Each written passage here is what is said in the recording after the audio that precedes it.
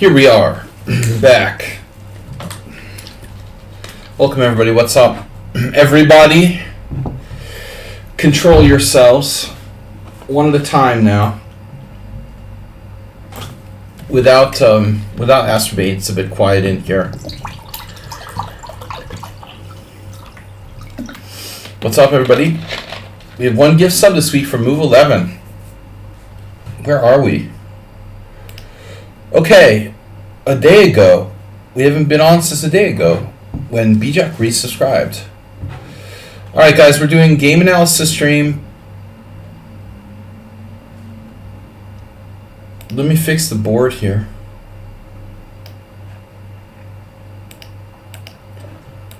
I don't know why it's so difficult to move the board. It doesn't want to move where I want it to move. Alright. Thursday subscriber stream analysis. So if you are a subscriber to the stream, you can submit a game and we'll analyze it here live on the stream. I've got Mr. Slow game, Uber Driver game, ABC FIGM game, Schumacher game, Uber Driver. Why don't I have two Uber Driver games? All right, we're not going to do two Uber Driver games. Astrobate is last. So that's only 1, 2, 3, 4, 5. We have room for more games. We'll see if anyone shows up. I was just like scanning the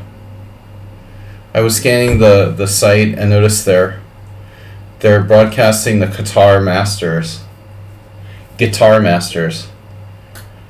But honestly, I don't know, man. Like lichess says it won't broadcast. Lichess says it won't broadcast like stuff from the St. Louis Chess and the U.S. Chess Federation because of the thing that happened with Alejandro Ramirez. But I mean, dude, how's the freaking human rights record of Qatar? Like, how many people died making their football stadiums? I don't know, man. I think that lichess is a little bit totally random, you know. We're gonna make a stand because of Alejandro Ramirez, but Qatar is totally like sport washing. We're gonna broadcast the Qatar Open, but not the U.S. Championship. All right. Anyway, well, whatever. I mean, you can probably find it there. Let's see, broadcasts. The Women's Serbian League, FIDE World Junior Championship, Blitz. I don't really care about the U.S. Championship either, to be honest. But Qatar Masters. I'm sorry, man. I checked their website. Damn, it's like the worst website I've ever seen. You have a tournament with $100,000 prize fund, and the website was designed by like a 3-year-old. You can't even like see the standings or the pairings normally. It's kind of funny. Somebody I saw posted on Facebook live from the stadium where they're hosting the tournament or whatever. They said it was the greatest. I mean, a big empty stadium isn't really a great playing conditions for me, but, you know, whatever. You wouldn't want to speak badly of the Qatar Chess Federation. The Guitar Masters. Yeah, it was like... I thought it was amusing, too, that, like, 60% of the players were from India. That's a good tournament. That's a lot of fun. We'll play in a tournament where like everyone is underrated by 100 points at least. Sounds like fun to me. No. Eric Rosen is playing. I guess he's independently wealthy, but other than that, you know, I don't know. I would never play in the Qatar Masters. That's like the Saudi Golf League or whatever. No thanks. Especially not now. So what's up, Nedog? Nedog, you should play. Oh, birthday duties today. Mr. So, I didn't know you were here. I assumed you weren't here. Alright, Mr. So. I was waiting for some people to join. It's weird. Do you challenge? Do I challenge you? No, get a clue. Go get a clue. Sir. Sire. Mr. Slow's game is first. Astrobate's game is last. So e4, c5, knight f3, knight c6, Mr. Slow is white. It's a Ragozin, yeah. Rossalimo. Your other Ragozin. But anyway, other R name. So g6, castle, bishop g7, and then you take here. I mean, I don't know.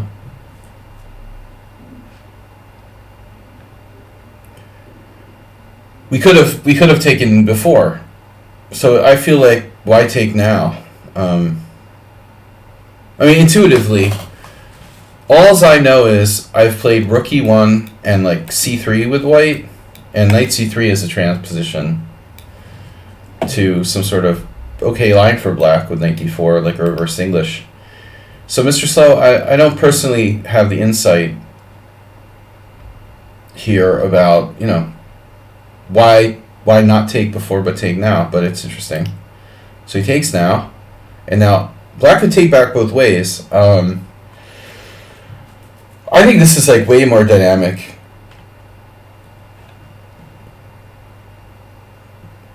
I think this is way more dynamic. Bishop takes c6, b takes c.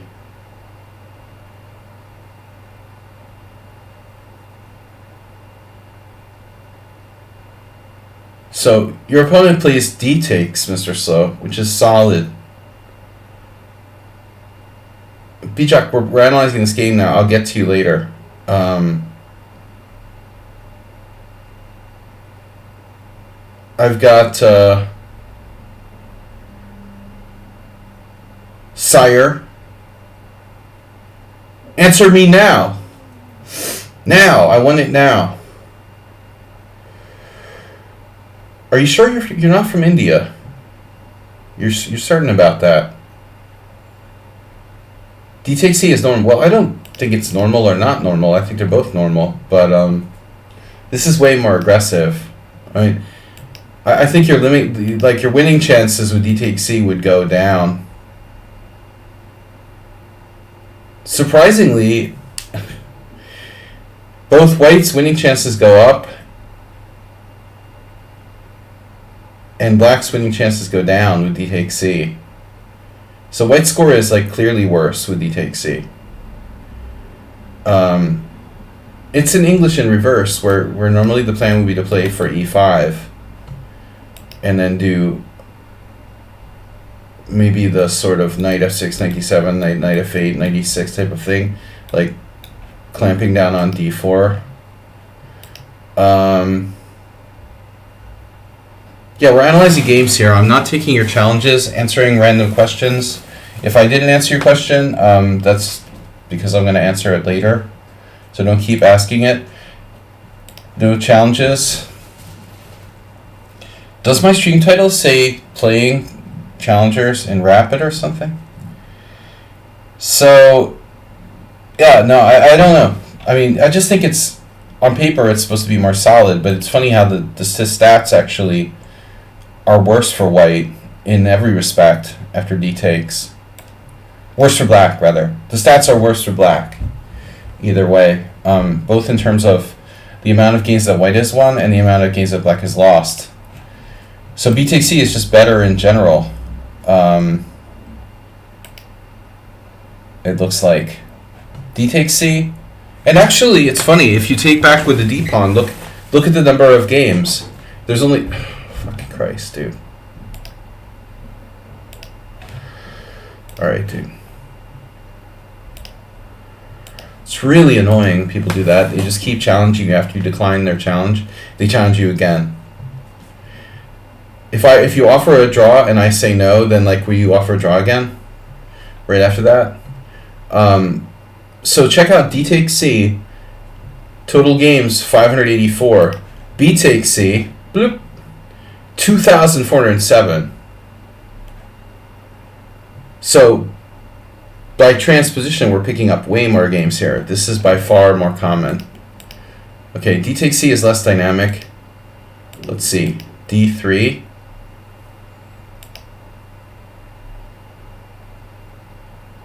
White might have alternatives, but White will be playing D3 in almost every position. I don't really like H3 particularly.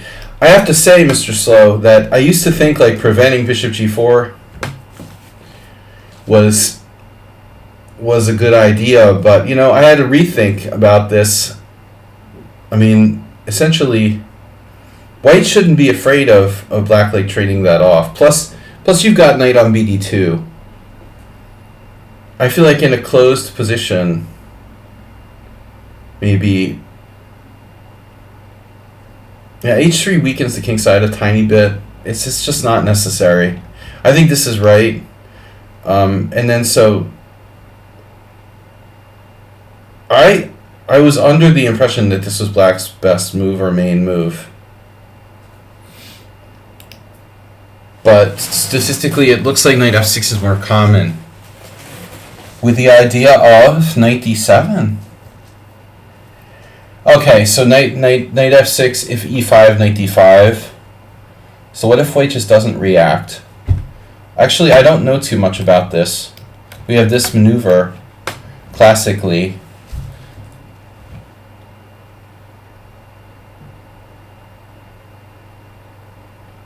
What would you play here? H3 is totally standard, stopping both Knight G4 and Bishop G4, but it's also not essential to play H3. You don't have to play H3. I mean, obviously these are not the most exciting. This is not the most exciting variation. It's a lot like an exchange, a sort of exchange or Lopez, static and positional. I mean, sometimes White, once E5 gets played, plays on the queen side with like B4 break. But I don't know, maybe Knight F6 is better. He plays E5. Now, first of all, this bishop is shut down. So this type of thing where you do like B4, you know, Bobby Fischer. I'm surprised no one played a wing gambit here.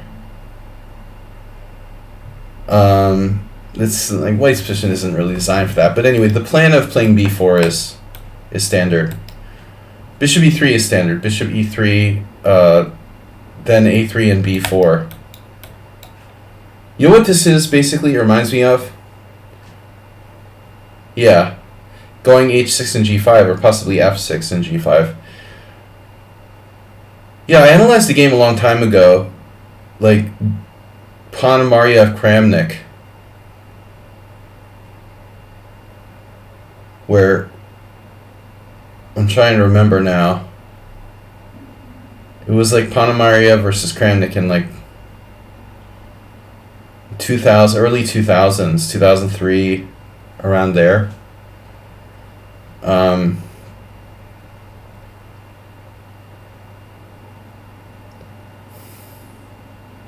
So here he played H3, but yeah, I mean this seems more dynamic. A3 is the same idea. But you know the parallel I wanted to draw here? The parallel I wanted to draw is the anti-Dutch, you know? Like Knight C3, Knight F6, Bishop G5, D5, Bishop takes F6, E takes F, E3. And you know, I've played this a lot with White, and the standard idea is exactly the same on the other side of the board. Sometimes you play like H3 for G4. And it's kind of it's counterintuitive because you'd think, well, I mean Black has doubled pawns. We might not want to necessarily undouble those pawns, but that's considered to be like basically one of White's best plans.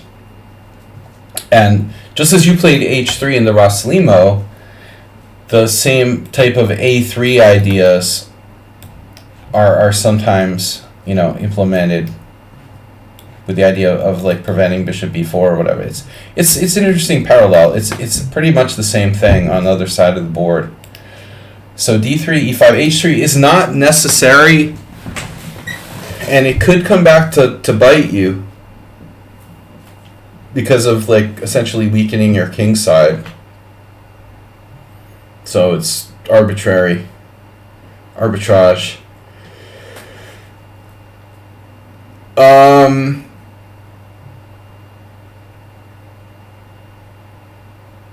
So apparently queen e7 is the main line here for black.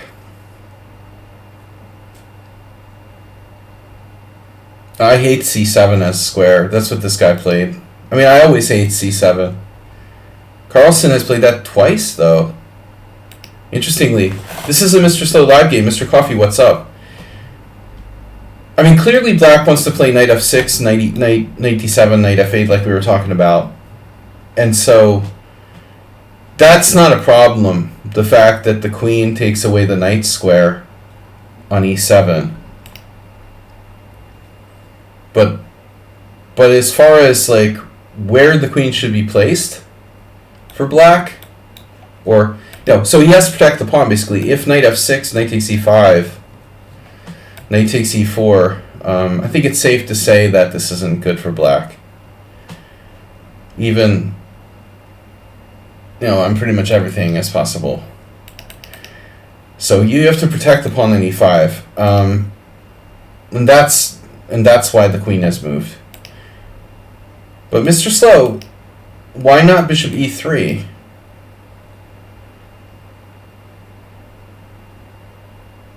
Is there a reason you don't like this? Queen e7, knight on bd2, uber chess? I'm sorry, do I know you?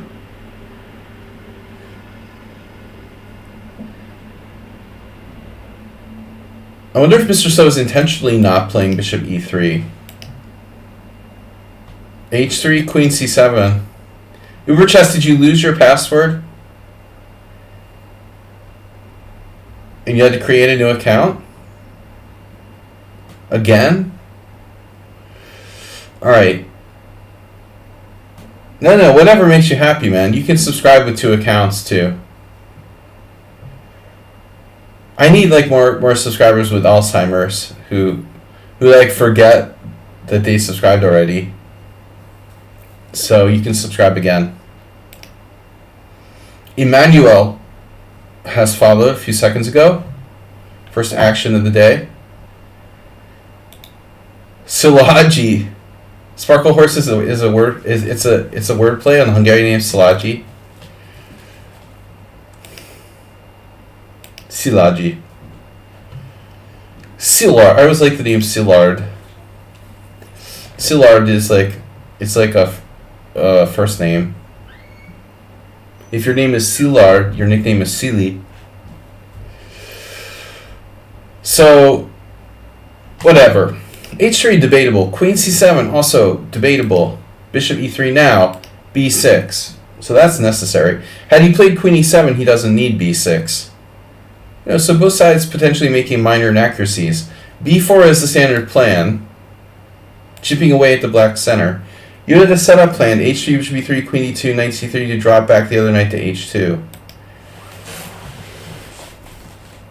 Mr. So, I'm not familiar enough with the standardized ideas here. I mean, you usually like play stuff that's has a basis in theory. You don't just like make stuff up.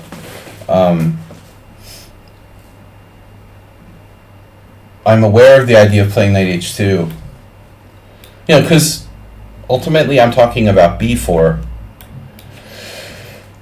chipping away at the queenside structure, but also allowing black to undouble his doubled pawns. So there's something like counterintuitive about that. When you play f4, it's also quite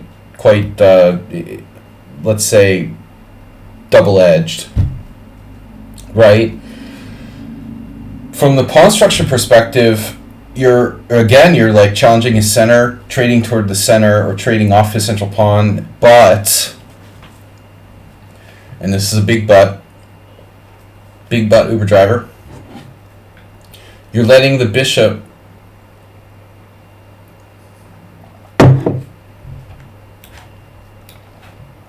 potentially we're letting his bishop become like, a really valid active piece.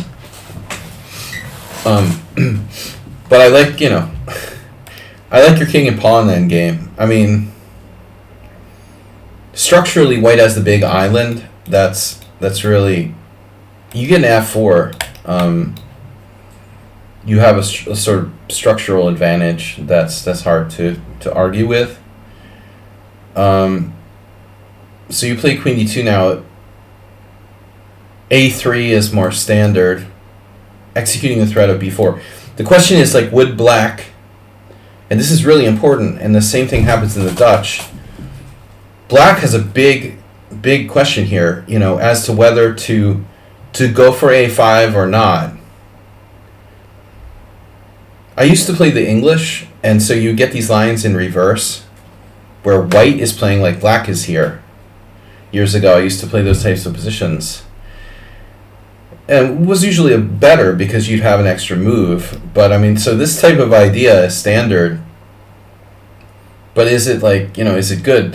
This becomes weak, potentially. Like G6 in the Dutch, same thing in Dutch, in the Dutch, anti-Dutch. If I play H5 in those anti-Dutches I was showing, then it's possible for white to have access to the attack against like B6. So that's a really tough decision for black as to whether, he's going to allow it. Probably safer not to play a5. You could see f5 as an option. Those are all correspondence games, it looks like. Some kind of thematic correspondence tournament. Mr. Slow has to be, possibly willing to allow like f4 and some kind of like pawn storm on the king side. All these guys took here. G takes f, but this gets very like scary. So a3 is slow. a3 is definitely slow, but queen e2, you're walking into f5. But it's funny that like 3 people played f5 against a3. No one played it here, but here f5 threatens to win a piece. Ironically, like you would think f5 winning a piece would be nice with f4. You'd have to play like pawn takes pawn now. And after pawn takes pawn, nice juicy hanging pawns, but still black's starting to win a piece with f4. So then perhaps something along the lines of rook e1. And really nasty threat here. So here, and black's starting to look like his ship is gonna start springing leaks all over the place.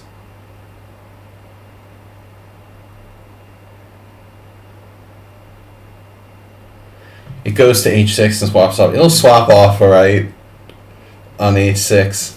Just put it on h6 and resign. Yeah, that's not happening. In Uber Driver's mind, everything is simple. Oh, look! Raymond's Song versus Alejandro Ramirez. Shh.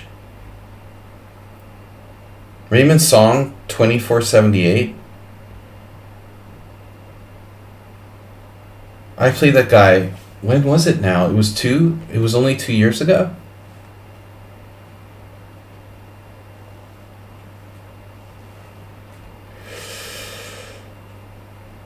He switched federations.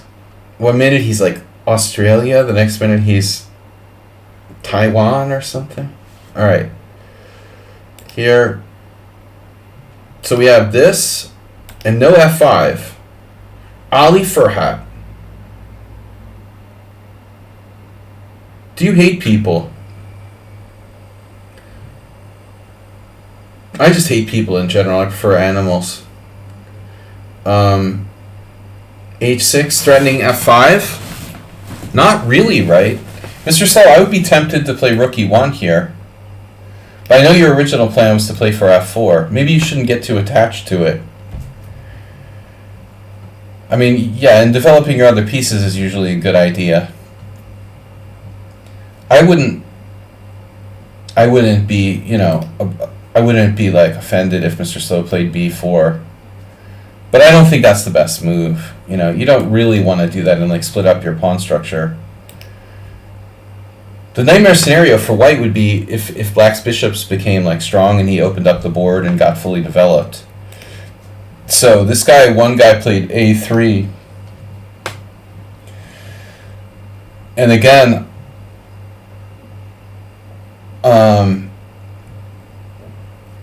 A5 seriously weakens black's structure in the long run. So you play knight c3. Yeah, but I mean, it's kind of weird. Like, where are you going from there? On the other hand, you know, your other option of knight a3 isn't really an option. So, I mean, I would probably prefer Sarwat. He played knight c3 anyway. But maybe inducing a5 is a good thing. I had a game against somebody. Who was it against? I feel like it was against you, ironically, Mr. Slow. Didn't we have a game where I did b4 in a position? I mean, the knight could pop back to a2 at some point. And black could get blown away if this thing opens up really fast. Maybe some sort of sacrifice.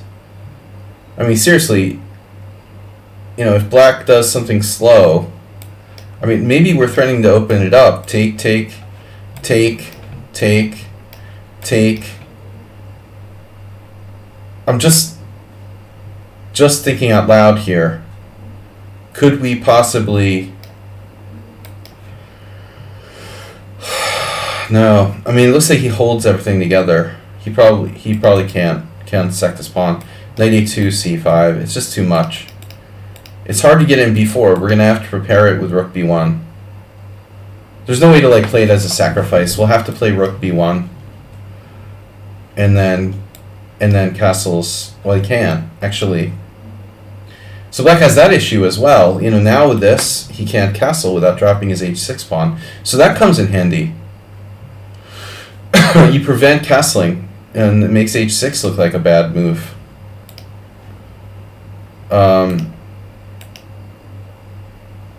Wow, Modulev won with black after a3. So he played f5.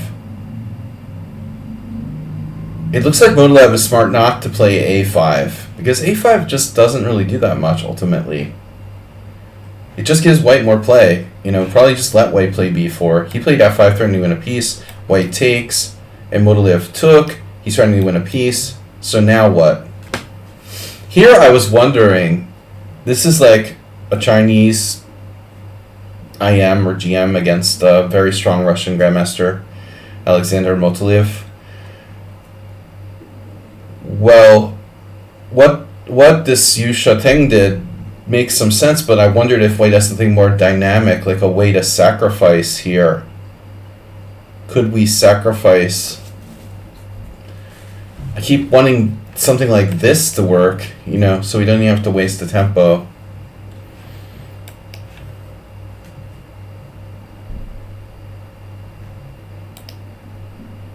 Doesn't work. Nothing there. Okay, but the eval is interesting. The computer thinks that black was not much better after queen e2.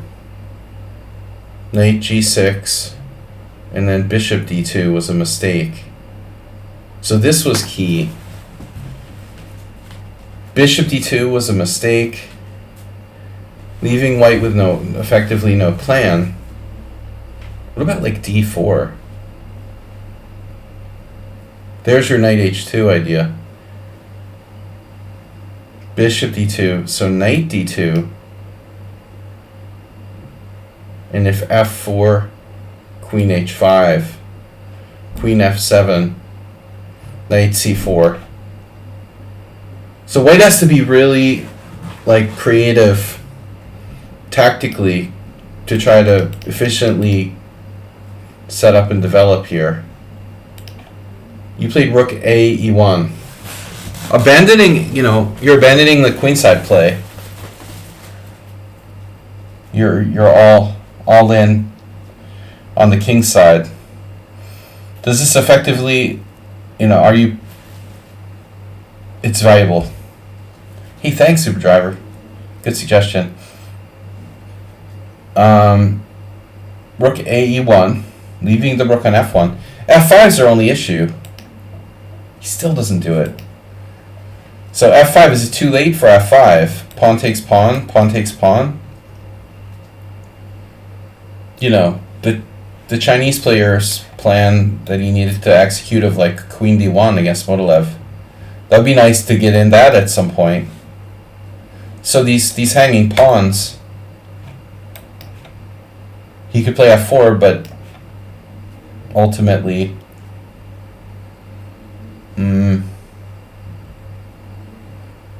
I don't know. I mean, black has more space. We need to break out somehow. We could regret this situation on the king side. God forbid black castles queen side or something. We need to put pressure on the center as fast as possible. I wonder, therefore, is it better to execute your plan? What about your original plan of like knight h2? I think this is my big question, ultimately. My first reaction here would be to I want to meet f5 with f4. Or possibly take. If you play knight h2, maybe black doesn't play f5. If he plays f5 and he takes with a pawn, you have f4. And yes, there are some weaknesses, but at the same time, black has the specter of that bad bishop, and the slightly worse structure. If the dark square bishops get traded, your knight isn't great on h2 though, admittedly.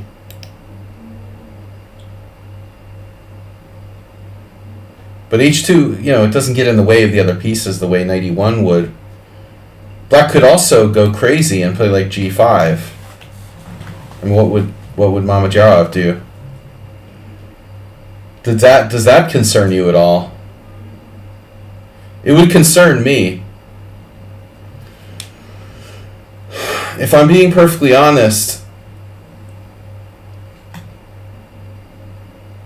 he could try to bury you. Not even playing f5, but just planting like a knight on f4. So I think it's important, to understand that that's why. I guess that's why this a3 idea is important for you. Because it's not, you have play on both sides of the board in that kind of situation. The way you played it, you just play on the king side. You don't have any distractionary play or queenside play. Having said that, bishop e6 feels rather dogmatic for black, and I'm not sure what it does there, A, and B, it's a target in some cases to be attacked, although, not super likely. Is this guy going to castle queenside? He's not seriously considering castle queenside. Wow. So there becomes, c4 becomes an idea. But that may or may not be dangerous. But I don't like what you did now. You played b3.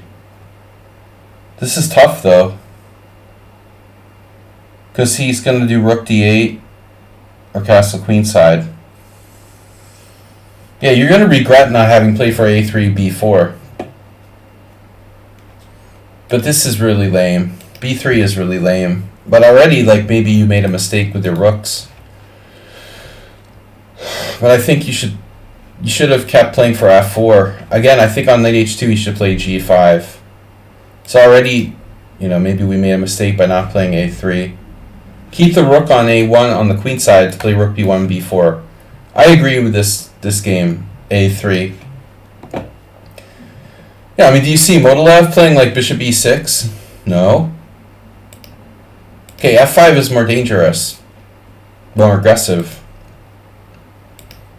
You kind of talked him out of it, though. I think rook ae1 talks black out of f5.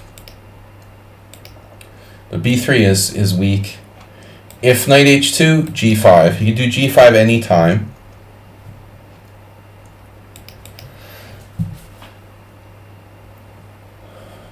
If he plays c4 or something, you're not going to be real happy. That's why you played b3. Move 11, welcome.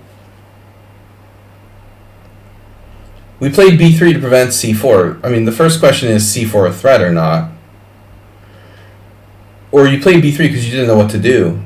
And that's the risk you run in these kind of exchange variation type of structures where there's no plan, essentially. I mean, still,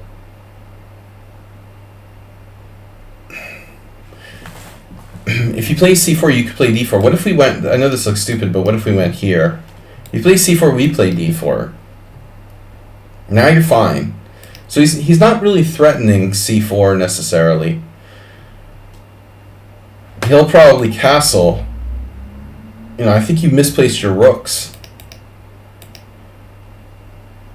Okay, see what happens. So b3 is bad. b3 is very bad. It doesn't help. Although I'm not sold on queen d7. I really don't know what that does. Is he going to sack on h3? It's hard to criticize knight h2. And now queenside castles. Okay, so you got an unpleasant position. And b3 didn't really do anything. I would personally like to move my queen and play a3 and b4 before it's too late. I mean, you could go kind of Spassky style here. Let's move the queen away. If he plays f5, we could try to play f3, f4, bishop f2, and there goes the pawn storm. It looks pretty bad. We're going to get like annihilated by h5, g4. Before we have time to get any counterplay in with a3 and b4 on the queen side. We need your king to be evacuated over to there. If your king was on b1, you'd be okay now. So this is a serious problem. You have no breaks, and you're about to get avalanched on the king side. So you played knight d1. The plan is f3 and knight f2, I suppose. But you can't put two pieces on f2, so it doesn't really help you at the end of the day. So you take. He takes to the pawn. He's starting f4. And I mean, this is going to be really nice.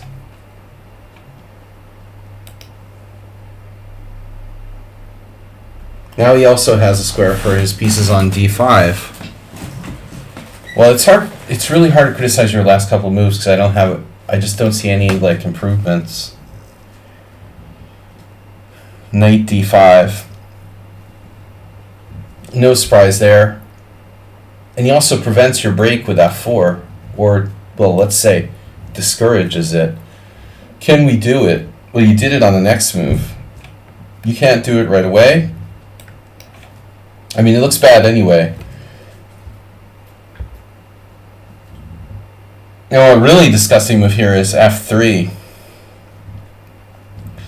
c4, oof. You really want to, this is so horrible. I never want to see a position like this. here. And then f4. I mean, it feels like you probably like shouldn't do anything, but it's hard. Yeah, it's pretty hard not to do anything. I mean, yeah, this is bad. So he can't take, and your threatening pawn takes pawn. I'm not sure if he used the right rook, by the way. Yeah, I guess. The other rook should probably come to f8 here. This is pretty ugly. Now, okay. Can we defend? You don't have to take. You don't have to do anything. I mean, this bishop on e6 is, you know, I feel like you're still in a situation where you could theoretically defend yourself. But what are you going to play? I mean, I think king h1 is a no-brainer.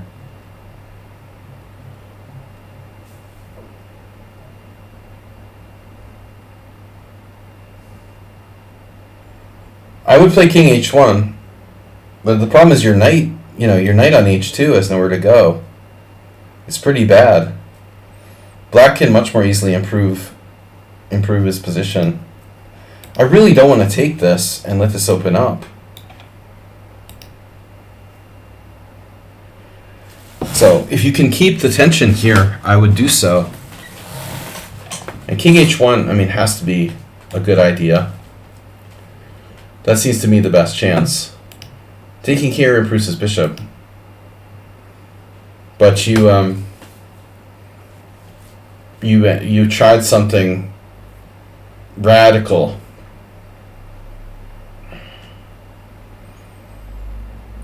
This is the kind of move that, you know, Farago Ivan would play this on the white side of the King's Indian.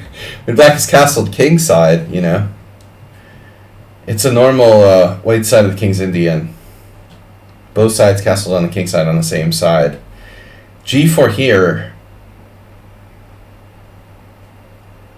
I mean, black has to be calculating. I mean, h5.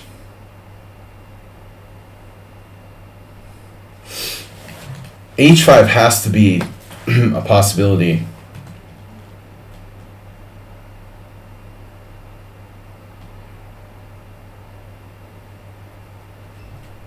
What's his best move? h5, no good for some reason? Oh shit, it's up there. Damn, it is. Well, it's up there. I felt it. No, h5 is strong. Top two. Maybe best. But okay, it's not that easy for black to calculate it. So he plays this. Well, I wasn't sure like which square the black rook should go to, but clearly this is a slow improving move. I still don't know if your position could possibly be defended somehow. But honestly, Mr. Slow, I mean, I don't see why you don't play king h1. You did that a few moves later. I mean, maybe instead of pushing, you should just move your king now.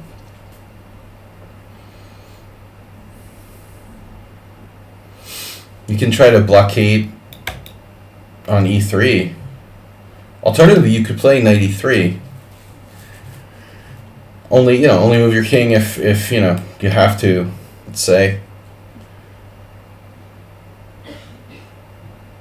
I mean, you're not necessarily lost, even if the computer says it's like very good for black. Structurally, you're better, but I would rather be black. And now you played c4.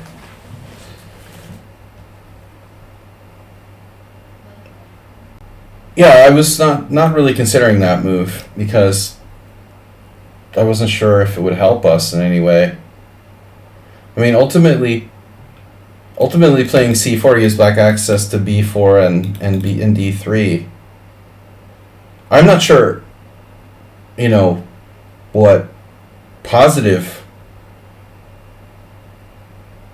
it really has. I mean, obviously we chase knight off of d5. You're better with the pawn structure here. But his knight gets a very powerful post in d3. Is this helping you? It seemed necessary to control d5. He said, but a bishop on d5 was bishop on d5 with h5 coming is to me more terrifying. Well, yeah, I mean, I think honestly you should have just like blockaded right up, straight up here. I mean, I'm sure that it's a clear advantage to black, almost winning, but it's going to take a strong player to break through. He could even lose. Black could easily lose this game because of the bad structure. Black's going to have to play well. He has double pawns and isolated pawns on the king side. If he screws up and misplays his attack, he's probably going to lose. So you have practical chances. But f5, I think you were impatient. Check, probably time pressure. Again, you didn't blockade.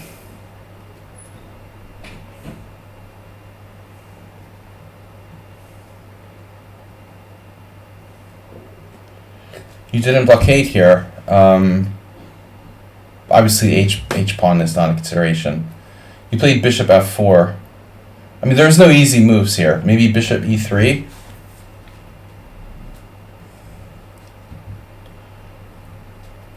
Your knight on h2 again, frozen. But you could try to play. I mean, this is maybe dangerous for black. He can't break you that easily, and you could play something like rook g1. So let's say, okay, you're going to lose the exchange. You're going to lose the exchange. Okay. You could lose the exchange, though. It's not necessarily the end of the world, like, if you lose the exchange. Let's say knight d3, rook g1, knight c1. I mean, I think, like, objectively, I'm not sure losing the exchange is the end of the world. There's worse things that can happen to you here. With two knights on the board, there's still, like, practical chances.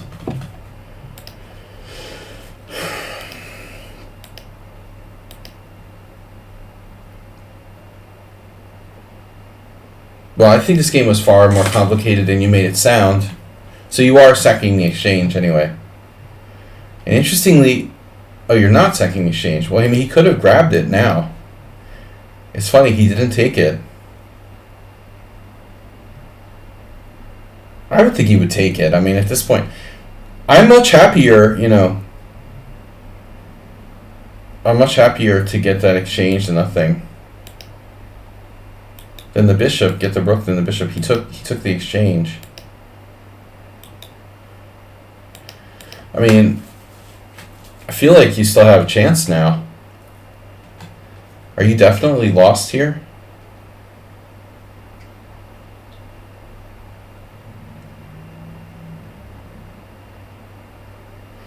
Yeah, I don't really get black's play. I mean, I would have taken the exchange. I know that it feels like kind of lame. But just take the exchange, man. Maybe black has to be better. It's probably winning. I admit that it's not easy, though, So he decides to not take it because his knight is so good, but a lot of times we're just being fancy. Anyway, you could sack the exchange with rook takes d3. Then he takes your bishop. He could have had a rook, but he took the bishop instead. That's kind of weird. Admittedly, his bishops are strong, but if he can't break through, he's not winning. And he could even lose. And now you blockaded. I mean, I was expecting him to open up the H-file at some point. Shouldn't he open up the H-file? Shouldn't he? I mean, what's he afraid of? He's got to try to use the H-file here. If you take with the knight, that's fine, but you have isolated pawns.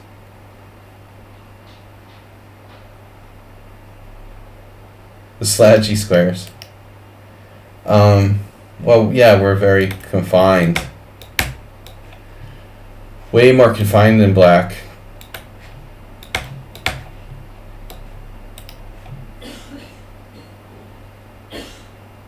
But he should open the H-file. I don't see why not. It's not clear what black's doing exactly. Now his bishop is a giant pawn. He's not opening the H-file. What is his light square bishop doing? Ah, there's the H-file. He waited too long and now there's no H-file. Yeah, I mean, I agree, Mr. Slow. Like, you had a bad position, but black played strangely, you know. Not taking the exchange, not opening the H-file. He has two bishops and all these pieces developed, and he failed to open you up. And now you have the two connected pass pawns, and white's probably, like, winning. You can see the writing on the wall. With his pawn structure. And now he's just like playing without a plan. Yeah, I don't really want to move your pawns, but depends on the time situation. I honestly don't want to move your pawns. I would want to make the time control if there was a time control before I push this pawn. I don't know, you know, if there's like a 40 move time control or what the deal is here. I like your pawns where they are. They're nice and fluid. No holes. You have a perfect kind of blockade.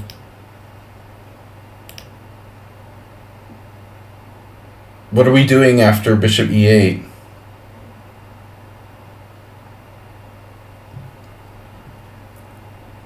What are we doing after bishop e8? What did I miss here? Just taking the pawn on e3?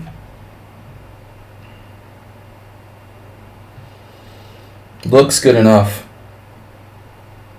You know, to be honest though, it's like it's not like over. I guess black can continue to play. I think he's panicking with bishop takes g6. You know, I don't do that. I really, you know, I wouldn't sack a piece here. I would prefer to play bishop e8 because this feels like he's just down a piece. I mean, okay, he's got a nice pawn on. I'll take my chances with bishop e8. It's too late to throw the Hail Mary. I mean, too early to throw the Hail Mary here. Now he's down a piece. I mean, forget about it. It's a bad bishop too. That was really like too much. Yeah, and I don't like your h4. Looks like Mr. Slow's in time pressure. He was trying to play like knight g5, but it's probably best to not. I can't imagine h4 is necessarily a good move. It would be nice if you could play two moves in a row and do like h4, knight g5, but that's illegal. You must have something better than h4. Oh, sorry, I added the wrong result. Oh, I thought you won. Mr. Slow drawed. Oh, accepted draw offer. Okay. No, I thought you won. I thought you were going to win. I mean, he sacked a piece. He's probably losing here. He is. Yeah, h4 is bad, though. There are some moves. You know, the thing is, like, how can you meet rook g3 is the question. You have knight f5, it looks like, in some positions. But yeah, knight g3, I mean, rook g3 is... I wouldn't like to play h4. But yeah, you're winning.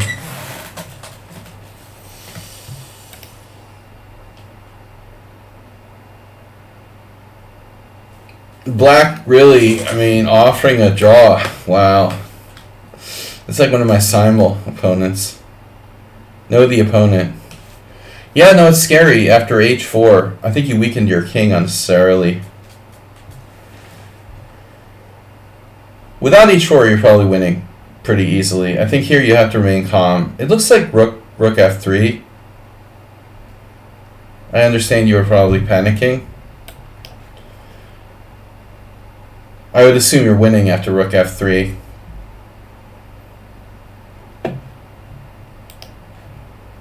Is it the best move? No. It's not necessary. Apparently, like, this is just better. So you accepted a draw in a winning position, but yeah, it wasn't a great game. All right. Thanks for sharing that traumatic experience. Nice of you to give your opponent a draw there. Our second game is ABCFIGM versus the bullet chess guy. Just a second, guys. I gotta check something, and I'll be right with you for game 2.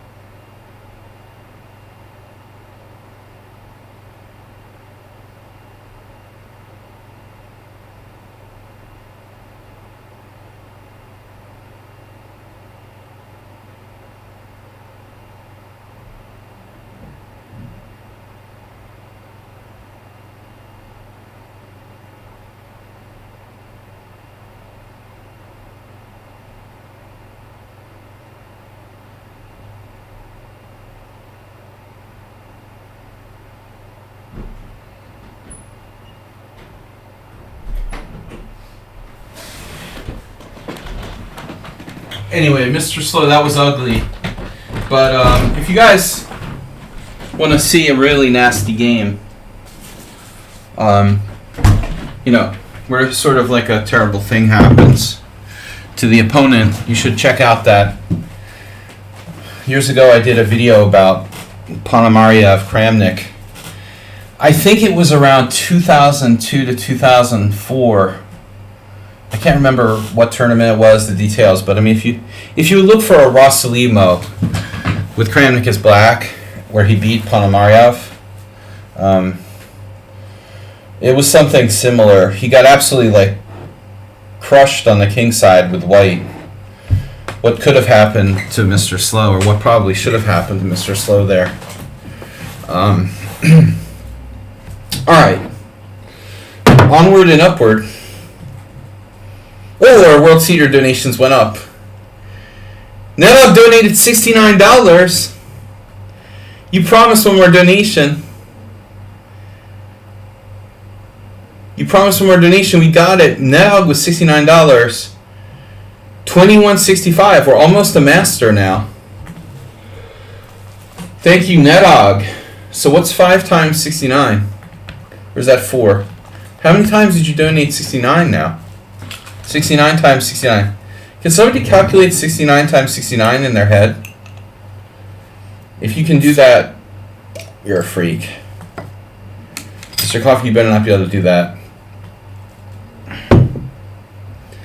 I can do 5 times 69, but I can't do 69 times 69. But I bet there's a lot of, like, odd numbers involved. Uber driver donates 500. Oh, Uber driver's showing how pragmatic he is. 70 times 70 is 4,900. So he's big on estimating. Practical player. Uber driver, you're a practical player. And Nedog's like a practical mathematician. How much is 666?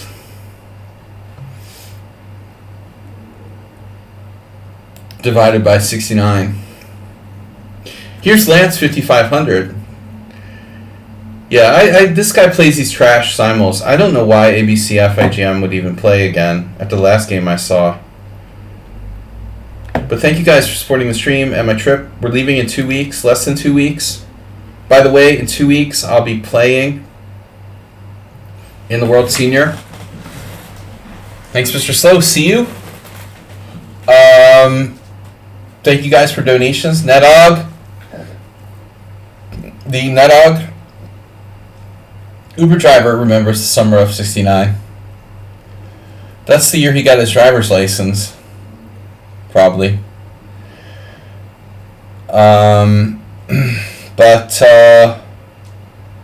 he got his Uber license. He's the only one of us here. Acerbate's at the vet getting his dogs vaccinated or something. He'll be here later. But looks like ABCF IGM's not here as well. Alright, let's see. This isn't the same game we looked at last time, right? Passive. Yeah, no. Black plays this. Passive but solid. Tartakover. And now C takes D5. We're going to hear about Capablanca now from Uber Driver. Did you ever personally play in a Capablanca simul, Uber Driver? You were around back then, right? I love teasing Uber Driver. Yeah, that's pretty random.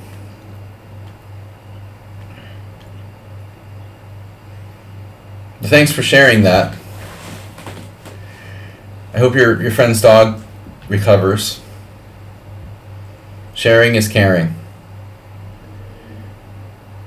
Just, I thought you mentioned it because of butt cracking. I don't know, man. I was just,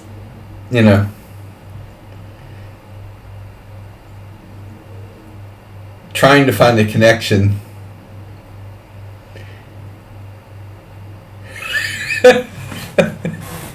You're not autistic, are you? Okay. C takes D5. Knight takes D5. Now it's on the spectrum. Knight takes... autistic Kraken. So... I'm trying to remember. I don't think I've ever played Bishop G3. This is for you, Neta. Mexican beer. My last Mexican beer.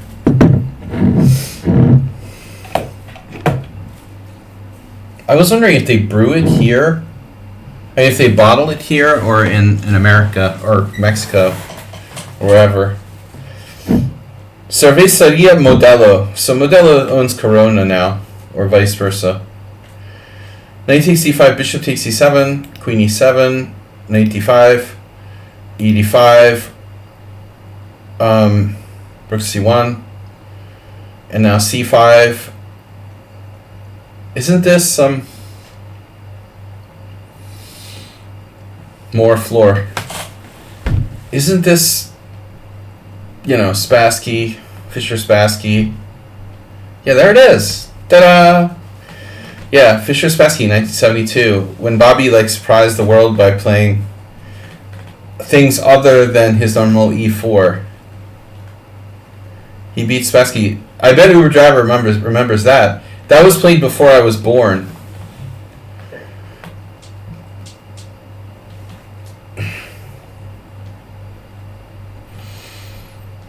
So c5...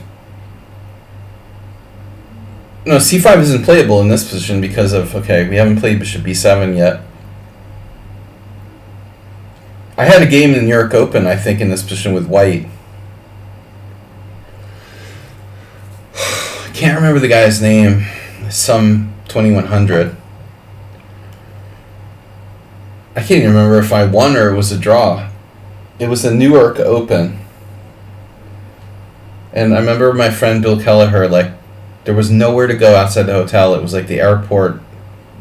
It was the worst New York Open ever. They had the tournament at the Newark airport. There's nothing outside the Newark airport. I never left the hotel. It was like the time I went to Moscow during the subway bombings, and I was afraid to leave the hotel. I just like go inside the hotel and I don't come out for like a week. My friend Bill like went for a walk and ended up like in a prison or something. Good old North Jersey. But I do remember the games. Like one game with this Bishop E6,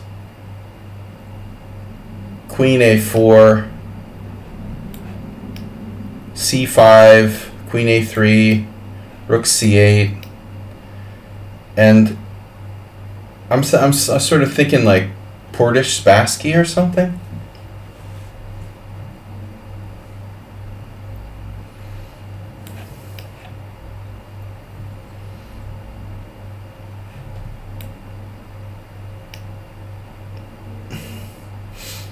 What's wrong with King F8?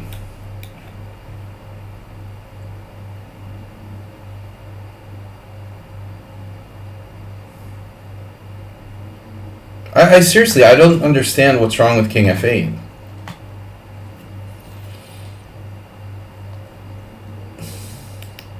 I could understand. I mean, I guess I understand.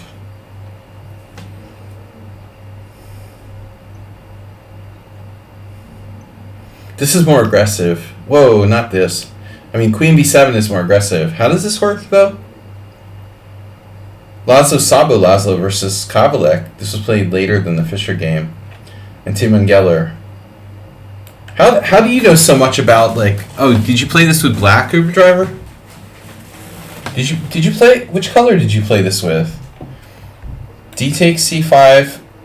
Oof, Rook takes C5. That's ugly. Rook takes C5.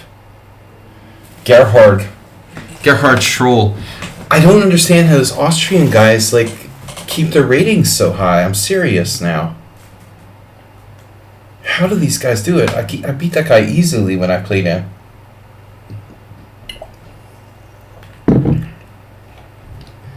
He played the freaking Dutch against me. He's beating Yuri Kuzubov. Austrians are overrated. Rating poverty. They don't suffer from rating poverty. Gliggert wrote a great book. Oh, he talked about Geller's Queen B7.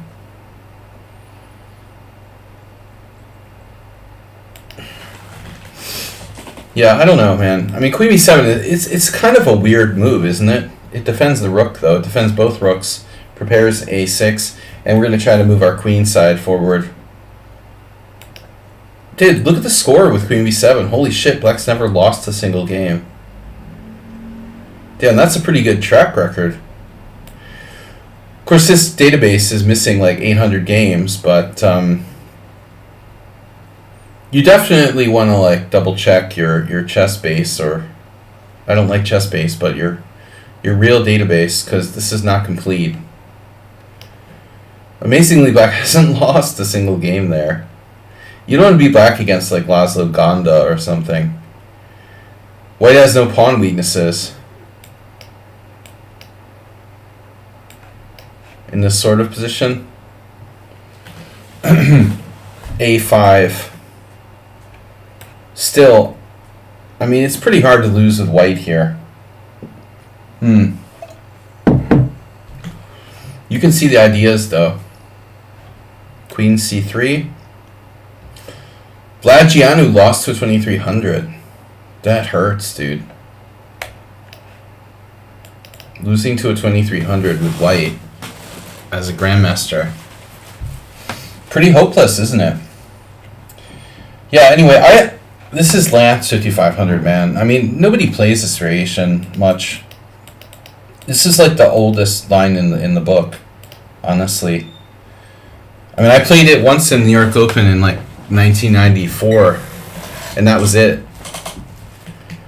I mean, I wouldn't play this with White anymore. It's too, and it's even like inaccurate. You're not supposed to like let him play his bishop to E6.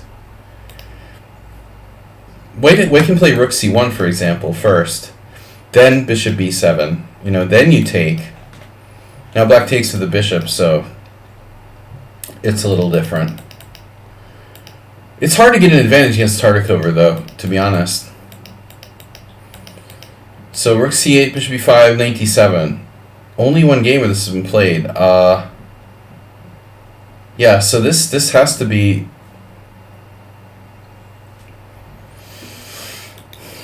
Wow. There's one game where this was played. 23.99, John Ryan. So that's a correspondence game.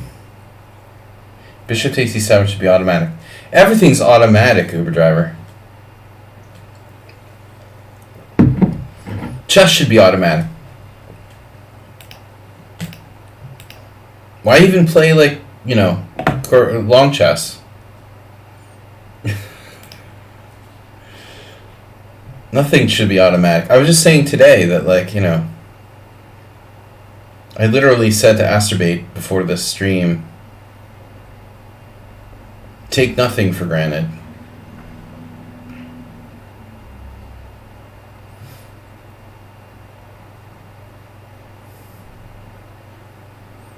Jan Adolf Paulsen. It's interesting that a correspondence player would choose to play a theoretical novelty in this position for black. Well, even Queen f8 has been played. The German Grandmaster Uwe Bonch. That's an old game from '93. Cecil Purdy, 73.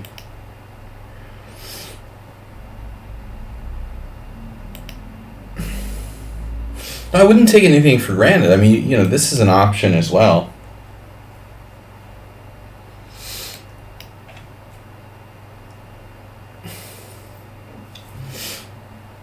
I guess the point is, if you ever trade, you got to look for tactical possibilities. Maybe.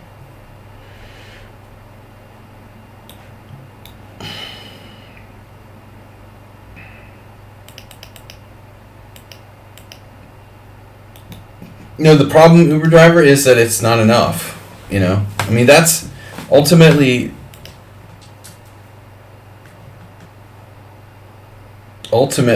why correspondence player / computer didn't play this.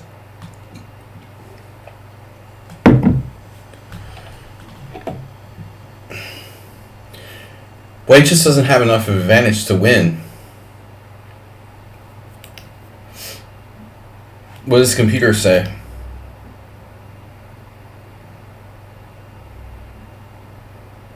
DC5, BC5 castles. It only takes on D7 when provoked. Yeah, I don't think it's automatic. Black played King F8. Now we're threatening to change the dynamic with C4. Could White make a waiting move like B3?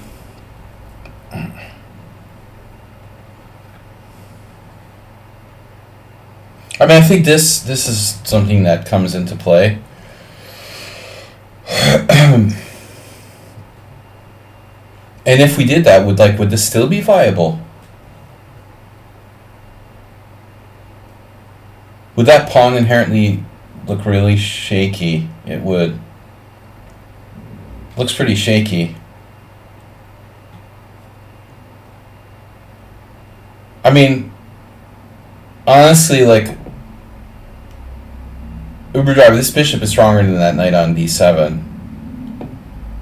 So I'm not automatically taking it. So this was the game. Castles, King f8, d takes c5, and now this is not a no-brainer, I want to say. You have to consider the other options, but the knight square on d4 is just too good, you know. And I don't think we're going to be happy with our king on f8. So you probably correct to take here. We transpose to Nakamura Hare Krishna. And another, wow.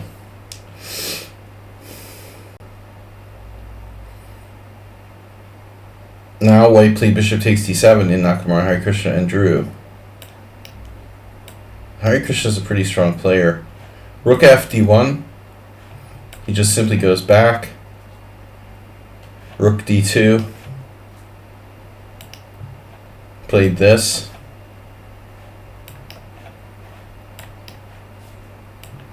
White is a tiny bit better. There's no...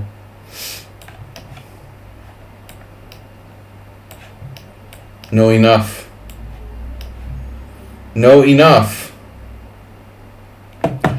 Draw.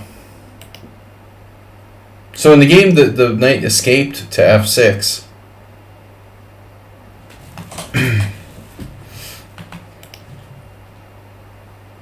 White weakens the king side with h3 to prevent bishop g4.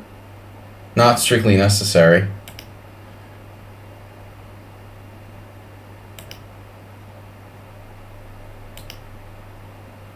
Okay, now we trade. But I mean, I guess he has to consider the possibility of queen c3 here.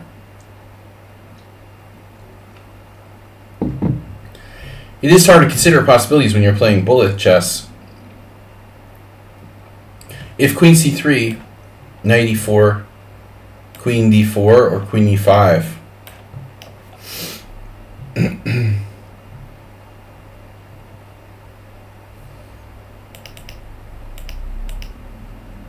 Well, someone said c4 is a must. c4 is musty.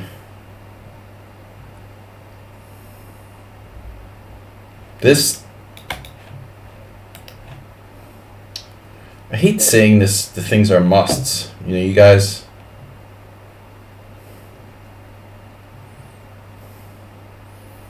a5 is an idea, but this unusual idea of bishop a4 kind of hurts a5.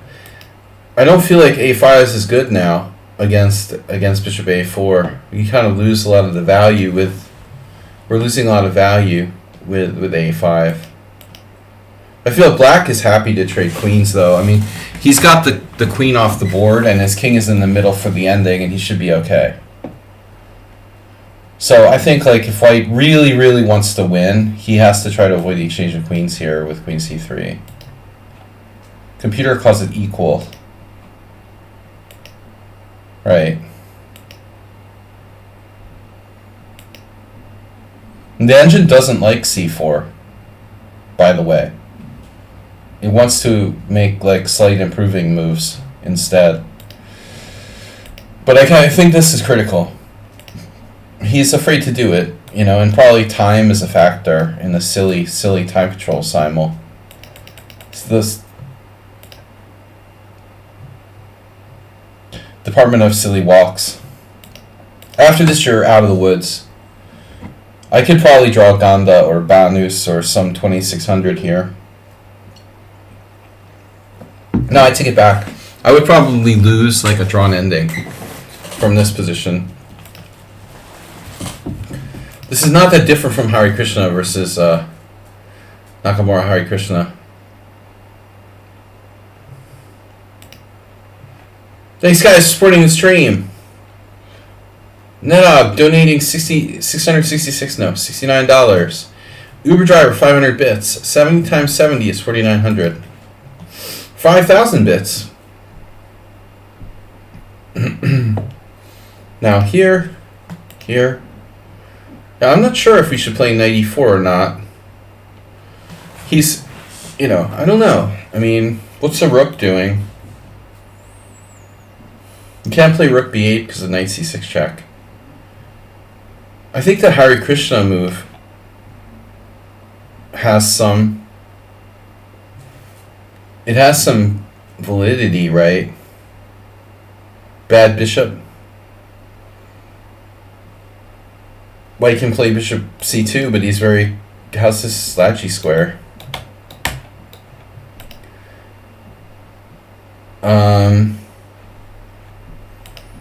If trade, gotta take with the king.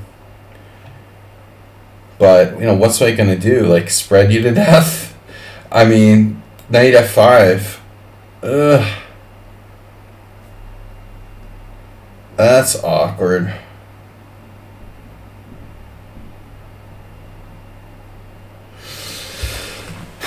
That could be a problem.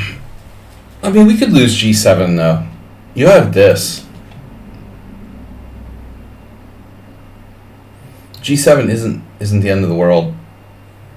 Or h6, but let's say g7. I'm not sure black is lost here. Peter thinks we're holding on. Oh, the knight gets kind of trappished on g6. So even this is okay. Trappist monks. Yeah, I mean, black offered a draw, but black isn't better and he's lower rated. You know, I mean, it's kind of weird. If you're better... Alright, bishop c2. Oh, you have 53 seconds, too. It's a time simul. The guy just, like, plays simuls to flag people. It's the opposite of me. We talked about this last time. The entire point of the simul is for, like, the simul giver to flag people. That's really dumb. Mr. Coffee, you're back. Black is fine, though. It's fine. Maybe rook b8 at some point. You want to develop your rook. Perhaps g5. You play g6, but, I mean, yeah, it's fine. You could even play g5. Yeah, that's not necessary. G5 is weakening.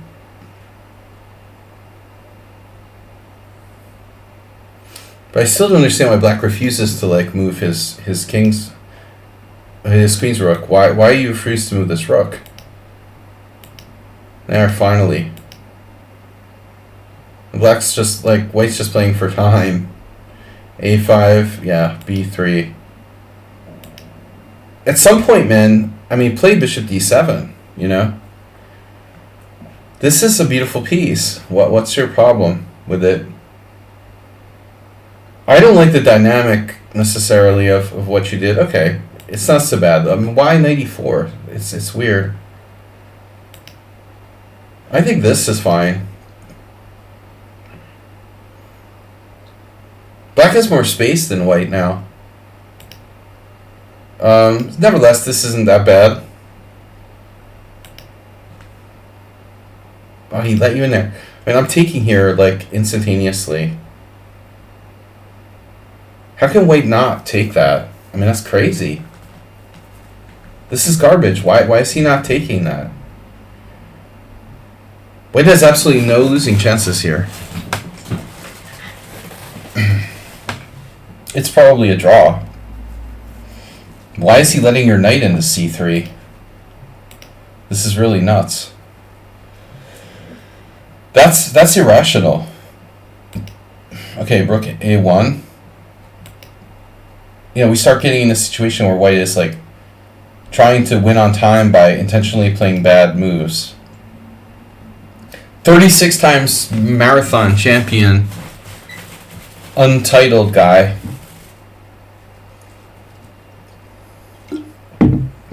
And Bullet Pro. Black's fine. Black never loses. It's still a draw. Again, I could lose this against, like, Banus or something. I could definitely lose this against Grandmaster. King e5 is a bizarre move.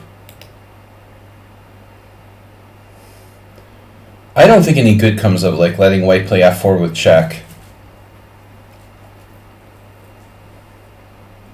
No, so objectively...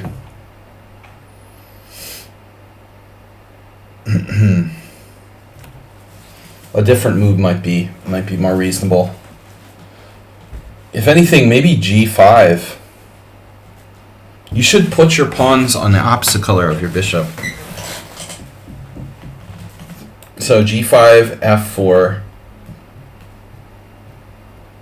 f6.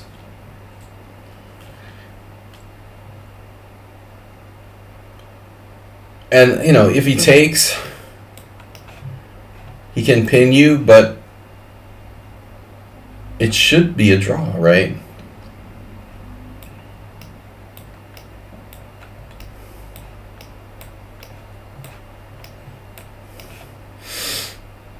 Without calculating anything, black has more space here. So if anything, black's better.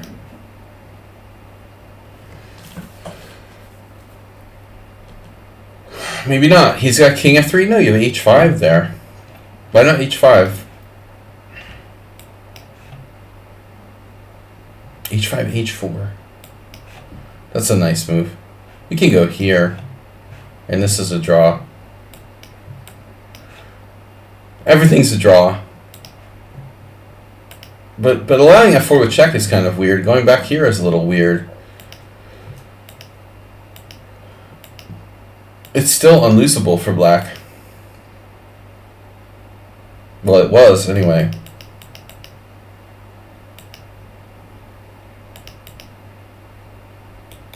So essentially, white's starting f5, winning a pawn.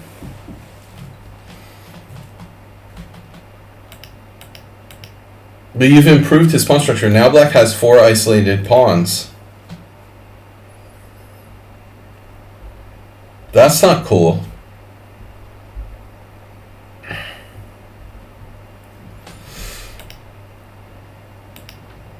I don't really want to trade rooks.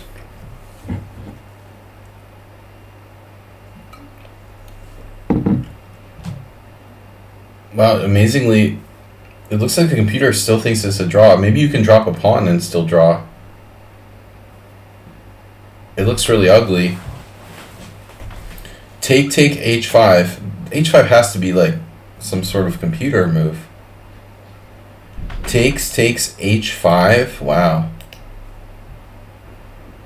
I would have intuitively probably played this, allowed f5, dropped a pawn, given him this, and played f6, and hoped to hang on. Maybe it's still a draw, because all our pawns are on the right color, and we create like a force field. But I don't think I could find h5. That's the engine move.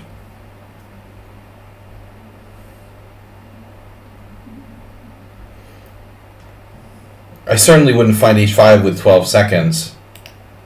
There's no way I'm finding that move. Because there's a number of problems. You know, he can play bishop d1. To me, like, this is far more solid looking. Even though he wins a pawn, I mean, he ends up with all of his pawns on the wrong color. And in a sense, that feels easier to play. To me, I can calculate that. I can't really calculate h5 with 12 seconds left. I don't know how ABCFIGM can find that move. Or I'm not sure what the increment is here. 3-second increment. He found it in 3 seconds. That's beyond my capability. I mean, I would be concerned about g5 check. Honestly, I would be like, yeah, probably like pooping myself in fear of g5 check, thinking that I could be losing. You have to calculate quite a bit in order to play this move. You'd have to be able to calculate all the way to like king f5, king e3, d4 check. What's happening here? This is winning now. Which is a lot of calculation to do, you know, in 12 seconds or whatever. I don't think that's happening with me.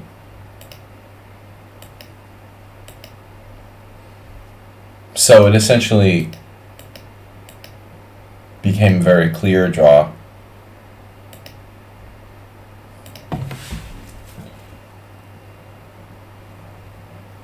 If he ever takes the pawn on d5, you take the pawn on g4. Wow. So much for clear draw.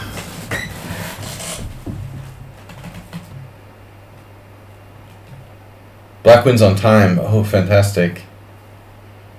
What a wonderful result.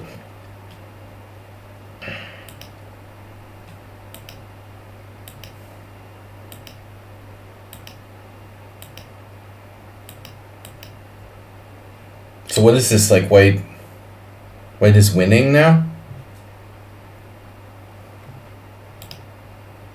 White is winning now. I don't get the point of these simultaneous, where it's like bullet chess. You should have been fine.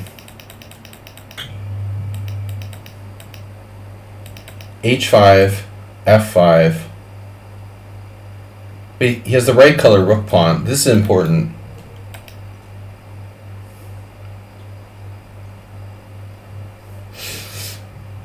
I was even thinking about h4.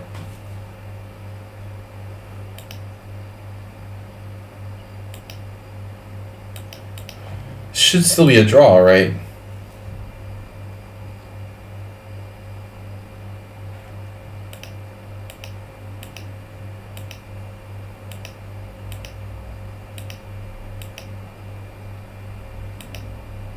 So this is a blunder. You have to play f6. But I mean, it's scary because he's possibly getting over here, getting this pawn. Then your pawn becomes strong. That's very difficult to calculate because there's the possibility of g5 and f6 later on as well. Bishop a4 sack. Oh. Can we try something like that? I mean, honestly, this bishop sucks on a8, but it's the best move because king b6 is a tempo on b7. Unless you want to drop the pawn.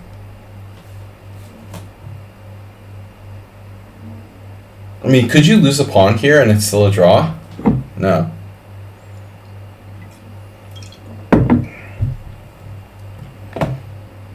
So bishop a8 or king or bishop b7. If bishop b7, king b6, bishop a8.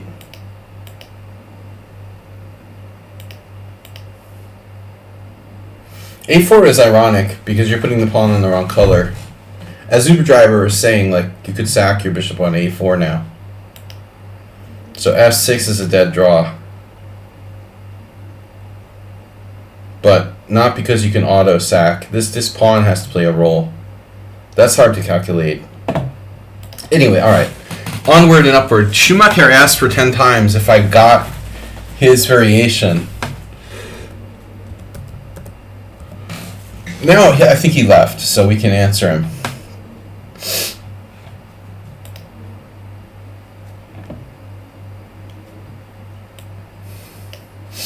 I sent you some strange line I found.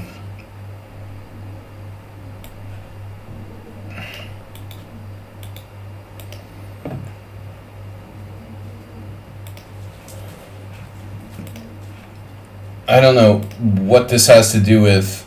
That's not my studies. All right, there. Ah.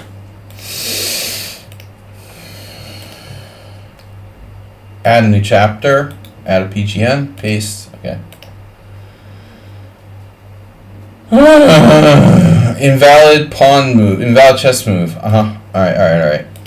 I'll do it again. Paste. Sorry. There. How about that for a not invalid chess move? This is a position from Schumacher. There's like a bonus analysis. Guys, we're at 2165. Who's going to put us over master?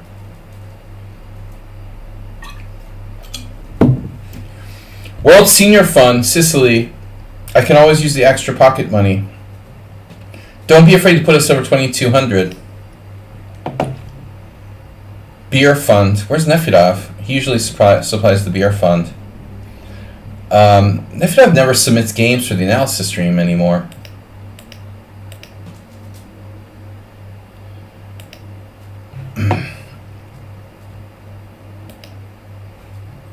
This is, I don't know, a variation. You're seriously submitting an analysis of a London system to my stream?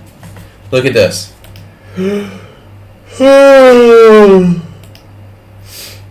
Seriously? Schumacher. It's not bad enough it has to be London, but it's like symmetrical London. Oh no. Levy Rosen.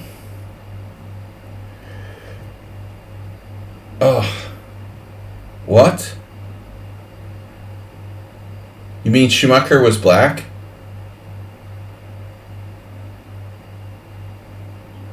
That guy plays the London too? I mean, I'm assuming like Schumacher would never play the London with white. What are you talking about, Mr. Coffee?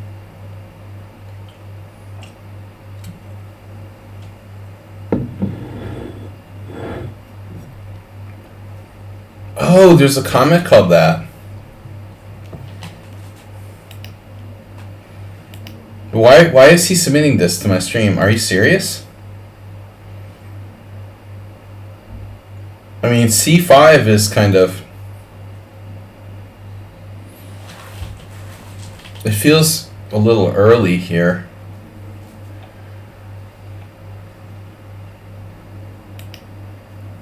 Bukesh. White plays bishop takes b8 and wins a pawn. So this is the main thing.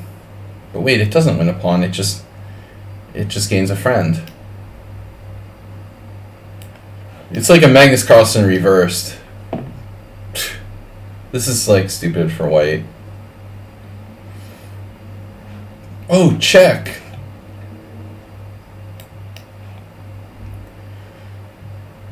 Seriously, man, these people should be banned from chess for playing this crap with white. This guy's like 23, 29. He lost with white. The guy's king is on d8. And white still has like an essentially solid position. I mean, it's pretty sad to lose here with white. Alvarez, Fernandez.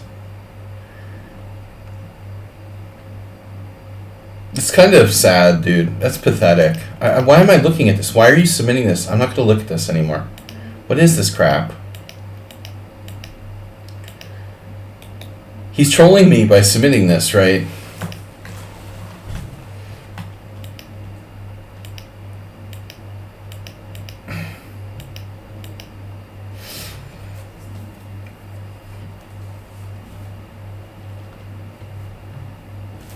Forcing me to analyze the London?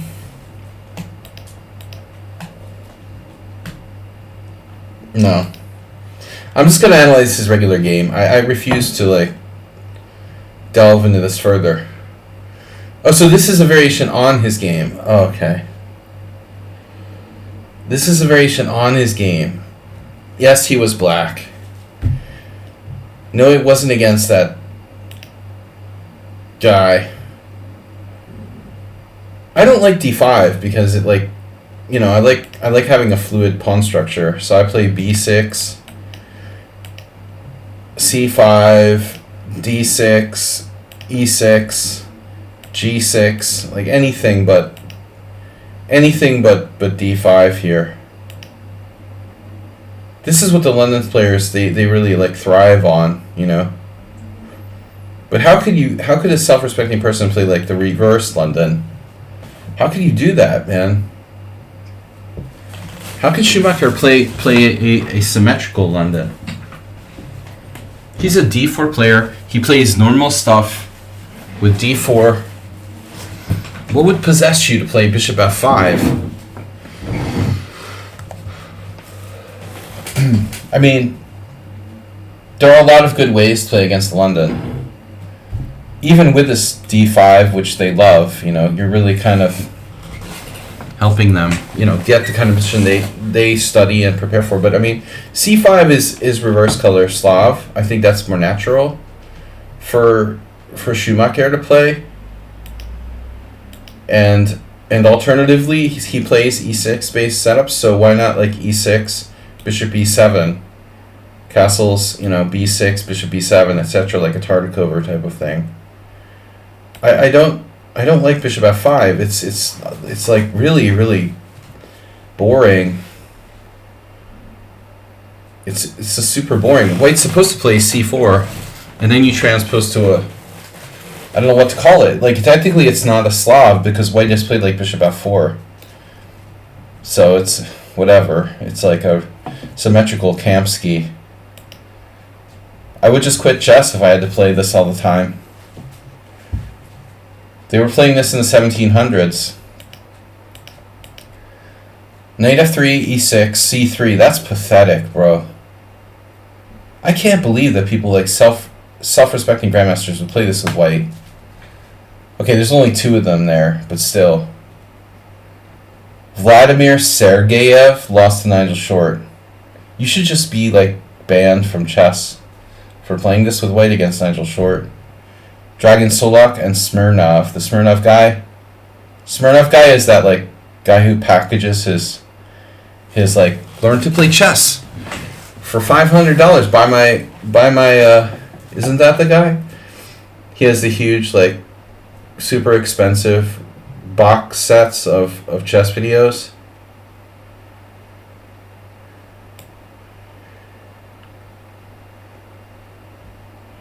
Mr. Coffee, let's talk politics. I like how lichess is like broadcasting on the front page, the Qatar Open, because they, I don't like U.S. chess and St. Louis chess, but let's be consistent. Seriously, Qatar has a really good human rights record, right? So we're gonna ban like USCF broadcasts and St. Louis chess broadcasts, but we're gonna like support Qatar. That makes sense, right? I mean, Qatar is really a fantastic. Like, how many people died making their football stadiums?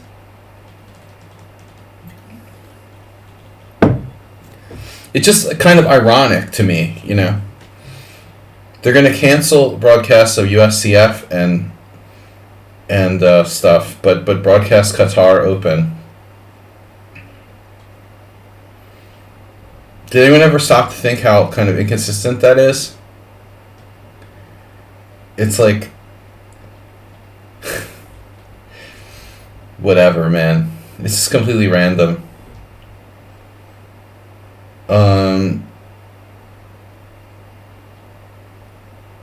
Lionel Chessy says Kamsky and Jababa play the London.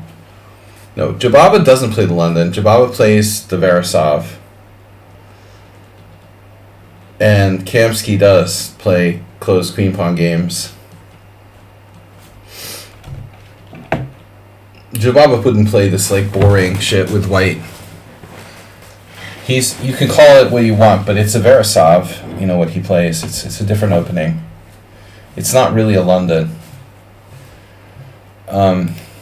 This is just gross for both sides. I don't want to see this again. Don't ever submit another symmetrical London system to the analysis stream. Savely Bologov.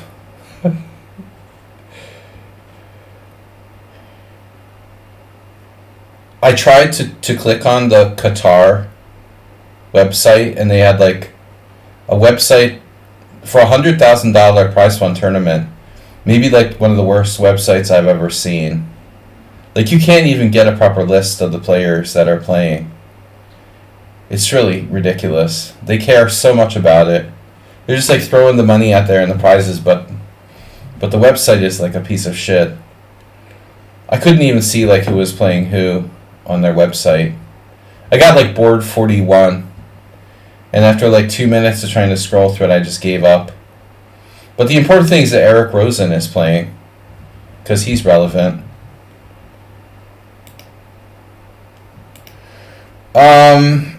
Yeah, bishop e2, castles, and then of course white has won lots of games here. You guys want to see something else funny? Like, the only game where white won in this position was queen a4. Aronian played queen a4. That's a really random move.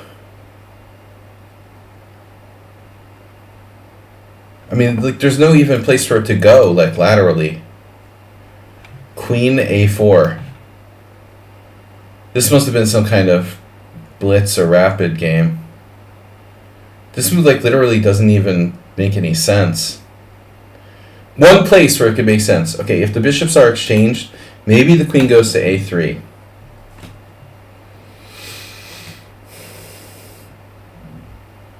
This is funny. It almost makes you want to play like bishop e7 for black to cast out on the queen on a4.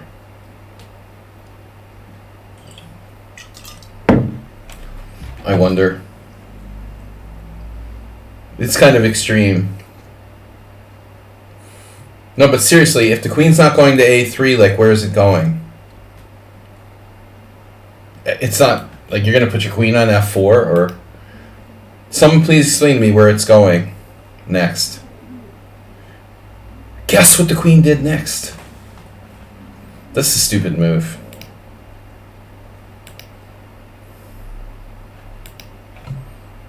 Aronian like wins the only game that's ever been won in this position with an utterly random move. The engine actually likes it, but I say bishop e7. Because we think outside the box around here. dc5, bishop c5 castles. Yeah. He's got nothing better than that. And then like queen b5.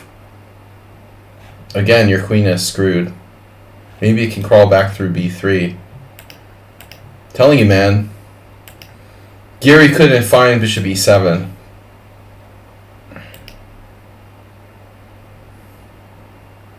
He played knight e4. Okay, it's still equal. Alright. This is horrible. I can't believe you're torturing me by submitting this game, Schumacher. And now there's a game. Malasauskas played h6. So I don't know if that's an OTB GM or a correspondence GM. Or maybe both. I'm really not up on my old school Lithuanian grandmasters. Let's see where this game is from.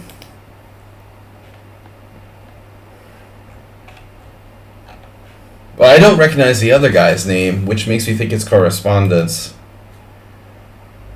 No, it's open. Okay, it's real. I never heard of Milan Jurek, though. No, this guy's legit. Okay, he's a legit GM. Malasauskas. He's probably 23-30 now, like most grandmasters. The average grandmaster rating has now gone down. It's going down. I feel better about my rating. Going down to the 2300s.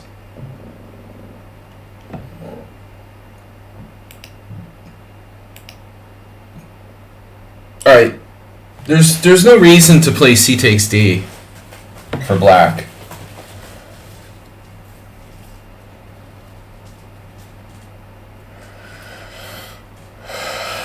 Schumacher. Malasauskas' move is better. Probably. But either way, like, I think you should make a constructive move here. Even a6. Rook c8. I mean, if Magnus plays like knight h4 against you, and he grabs your bishop pair, so it's no big deal.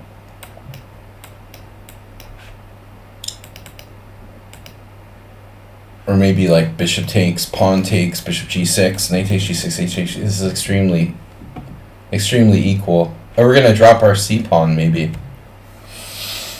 Okay, rook c8 isn't the best move.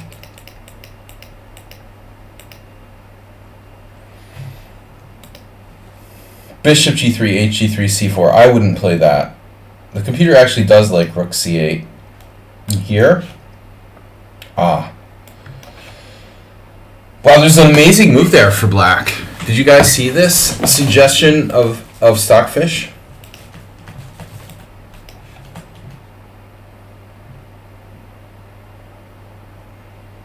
Now queen a4. I can't believe I'm analyzing a London system. This is so gross. And that guy lost. But you deserve to lose for playing this garbage with white. You're playing like you're black with the white pieces.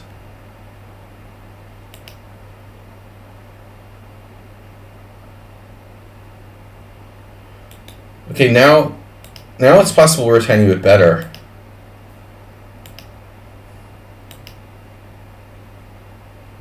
Oh, he hung a piece. Very interesting. Well, that was a good game. Okay, onward and upward. We got to come up with better games to submit to the stream.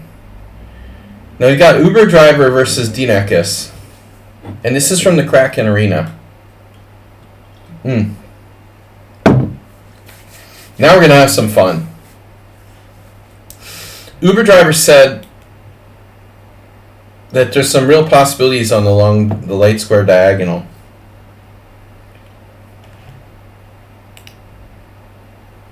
I'm going to insist that Schumacher puts deeper preparation into his game submissions. He's getting an acerbate level there with that one. And we're missing a lot of subscribers submitting games tonight. So the best moves against the Kraken are f4 and bishop g5. Mr. Slow had the interesting idea of bishop e2. By the way, I wonder what would happen after bishop e2, b5. Do we play like e5? And is that the idea, to play an ending? Like queen d1, bishop d1? Where the bishop pops back out to f3? I wonder what Mr. Slow is planning there. Or is it like bishop f3 or something? And then you could play e5, and then black would be fine. Still, I thought that bishop e2 was a creative move by Mr. Slow. UberDriver did what I did in the first game, and objectively, I don't think that g3 is that great. The problem here is that black beats us to the diagonal, no? Well, I guess this is critical. We're going to find out. G-Souths. A4 isn't a bad move.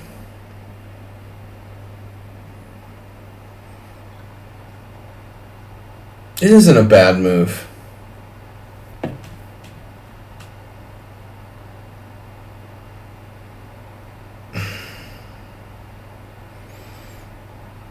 I mean, the only thing about A4 is that you're never going to castle queenside, first of all. Secondly, it's committal and you slightly weaken like the B4 square.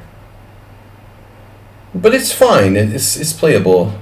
A4 is okay. H3 is interesting.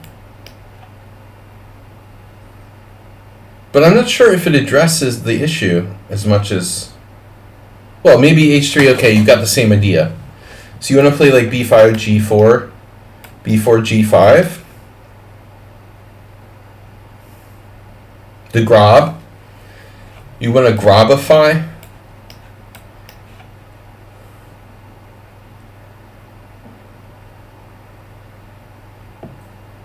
Is that right, Master? This isn't good. It's unsound. Oh, you have E5. Oh, shit. You know what's cool? Okay. I'll show you guys. I'll show you guys the secret. I'll reveal a major Kraken secret. When you play the Kraken in reverse, the white Kraken, there's this variation that kept cropping up. Basically like E5, A3, knight C6, knight F3, D5. See, I have an extra move here, but there's actually, UberDriver, there's actually a disadvantage to having this extra move if I do B4. So the fact that the opponent hasn't put like his knight on F6 or whatever, B4 allows E4, and then this leads to this crazy problem for white because of this diagonal. And so everything looks fine, but suddenly it's like, bam, you get hammered by queen F6. And then white's struggling to equalize here. You have to like play rook A2 or some awkward move with white.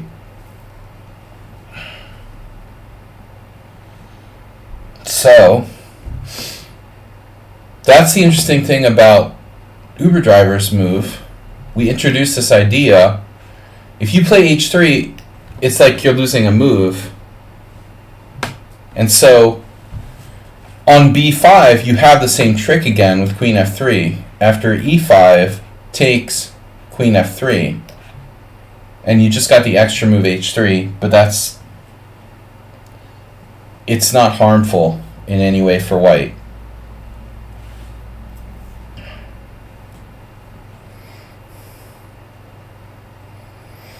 And I was lucky that he donated $69 today.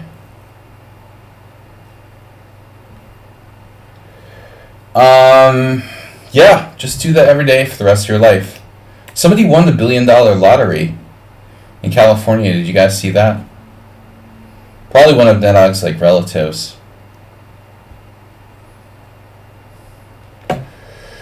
I hope they share the money with you, man.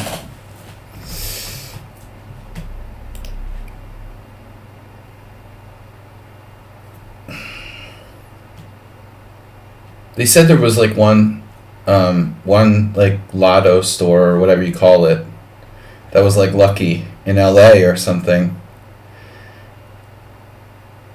But I'm not sure that's where the winning ticket was sold. Anyway, so Uber drivers discovered an interesting idea. H3, you can like trick black into playing b5 and then do e5. Objectively, black should probably like just play something else like e5. Yeah, that's right.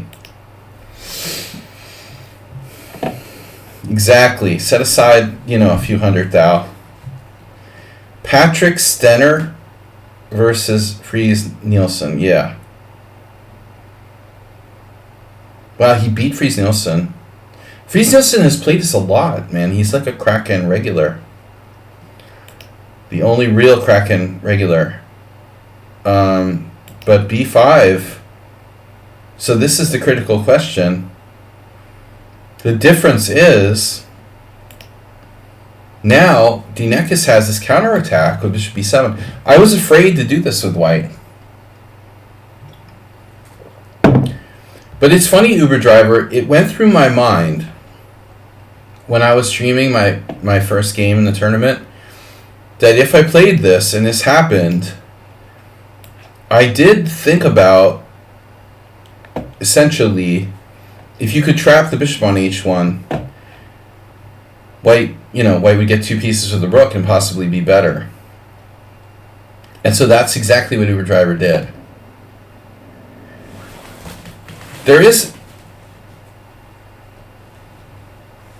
This seems wrong because you get check and the bishop will escape, probably.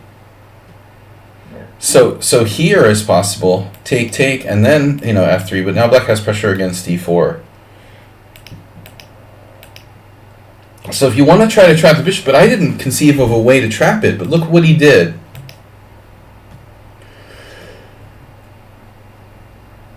It takes a truly materialistic player to come up with this idea, man. I have to say. f3. And now whatever black does in this position, well, I think it's safe to say he needs to be like creative. There's always g5, g4. There's b4, which doesn't really do anything but chase the knight. So the point is he's trapping the knight with knight e4, knight f2. Now, if Uber Driver's still here, I don't know if he is. Have you done this in another opening? Is this like a theme that you got from the King's Gambit or something? What possible carryover is there? I've never seen this happen with the bishop takes h1 and the bishop getting trapped on h1 in a chess opening. It's like, it's so unlikely because white moves first, that you just horse around. That's funny, man. But have you ever seen this theme in another game? With white and the bishop on h1 getting trapped? Oh, so black has d5. I see. Oh, shit. So that's the move. That's the Uber driver refutation. That's the screw you. You're not maneuvering your knight to f2. Variation. That's the I see through your feeble cheapo. You still have knight h3? Is that good enough?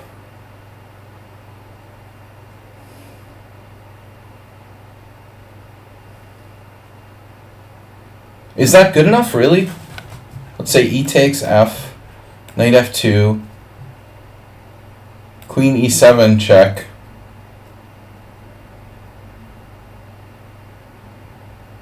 And the point is king d2? Because I'm not really sold on this.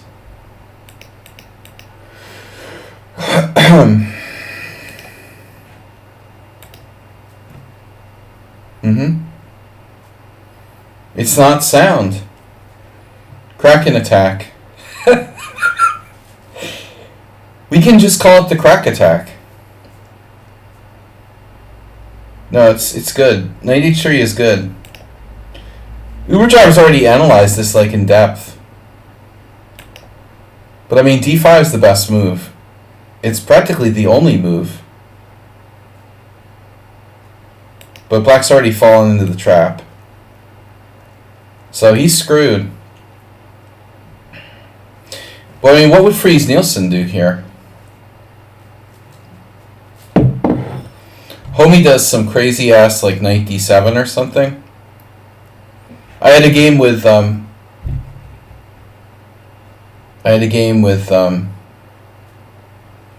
Pyrat where I did like e6. It wasn't pretty. He did like knight f6 and I just took on f7 with a crushing advantage. So black's basically screwed already. But he can take on e5. Maybe this is our continuation. Well, this is more critical. This is actually interesting, dude. Black can play for the initiative. Okay, so this is black's best shot. Now queen f3, like the other line, but g3 weakens your king side. So this makes more sense than queen f3 now. You know, by the way, your driver, if you want to try it next time, h3, b5, e5, pawn takes pawn, queen f3.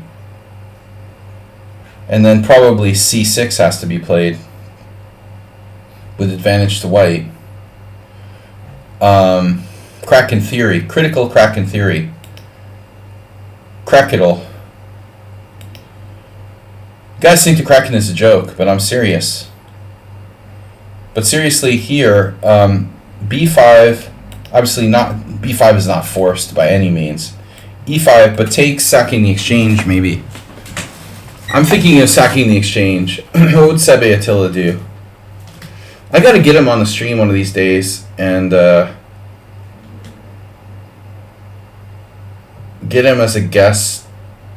I thought about it before. We gotta get Sebe. I'll invite Sebe for like a Kraken arena or something. For fun one time.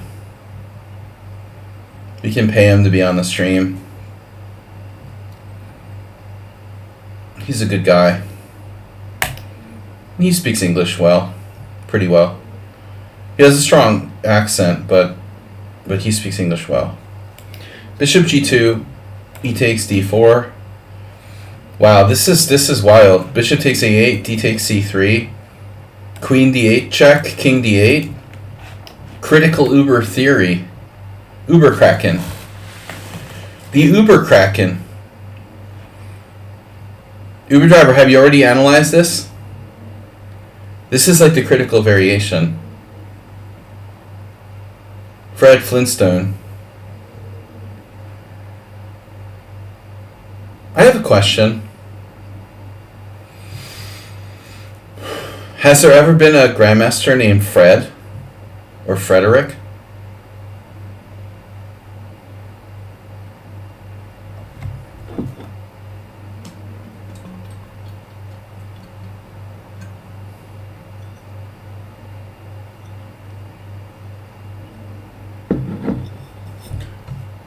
William, we don't have to argue about Steinitz's name, which is like Wilhelm, because there's William Watson at the very minimum. But strangely enough, I can't think of a grandmaster. All the grandmasters in the history of chess, I can't think of a single example of a Fred or Frederick. Even though that's a pretty common name, it's kind of out of fashion. Steinitz' given name at birth was actually like Wolfgang? Or just Wolf? Wolfgang? Wolfgang Amadeus. Wolfgang Amadeus Steinitz. Just Wolf? That's a name? That's weird.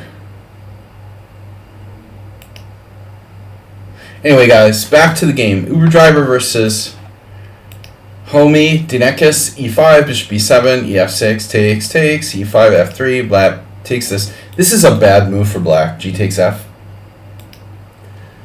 It doesn't contribute anything to black's development, which is already pretty trashed.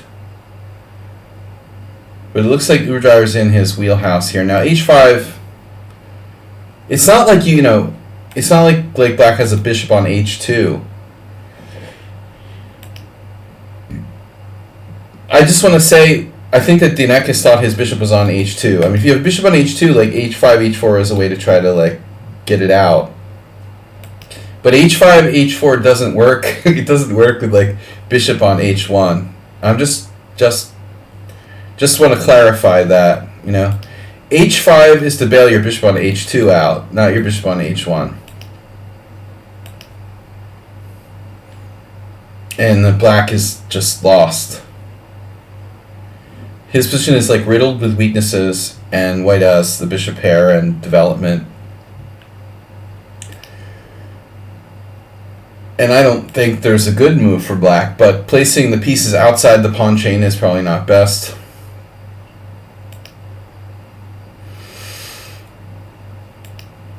And Uber Driver craftily not committing to castling yet. Uber Driver's going to hold off. He's going to hold off on castling for now. a4. And look at that. Some problem on the white squares was what I heard. Dinekis castled right into it. There is no solution for black. It must be like -8 at this point. There's no way that black can survive more than 10 moves here against a competent player. It looks like Stockfish doesn't like a5. There must be something even more brutal. It is certainly not a bad move. d5 according to the engine. We're just focusing on light squares, and that's just suicide. That's really ugly. Now you have both king d1 and king f1 available. So Uber Driver, I don't know, you know, it must have been tough for you to decide, like, how did you, can you tell us in your own words, how did you decide basically between king d1 and king f1? No title players named Fred or Frederick on the FIDE website. That's impossible, bro. That's impossible. I mean, I would eat my hat if there's not at least like... Wow, I just lost the stream? Whoa. How the heck is there not an FM from Germany named Frederick? That's impossible, man. With all those like German FMs buying titles left and right with 2300 ELO, I don't trust your search capabilities, Mr. Coffee. I can't believe it. How in the world wouldn't there be a Frederick with the FM title, or at least a CM or something? Man, Frederick is really on the outs. So that was an ugly game. Okay, Astrobait's up next. What is chapter 6? Ugh, that was the London thing again.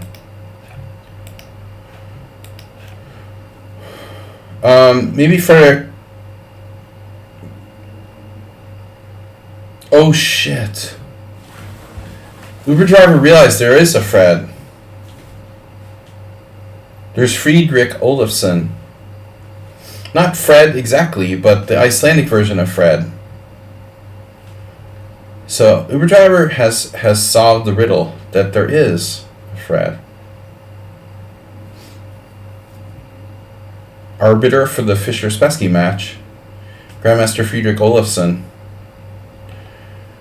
Yeah, I forgot about him. Unsurprisingly. He was a strong player. I guess the first Icelandic GM. Acerbate with white. Acerbate's now employing knight f3. Come a long way, man. He's officially like a hyper-modernist.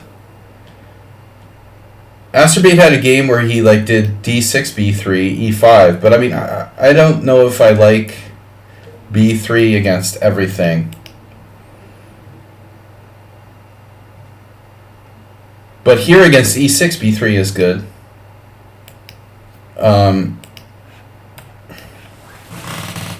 You're going to get a lot of people who go queen f6.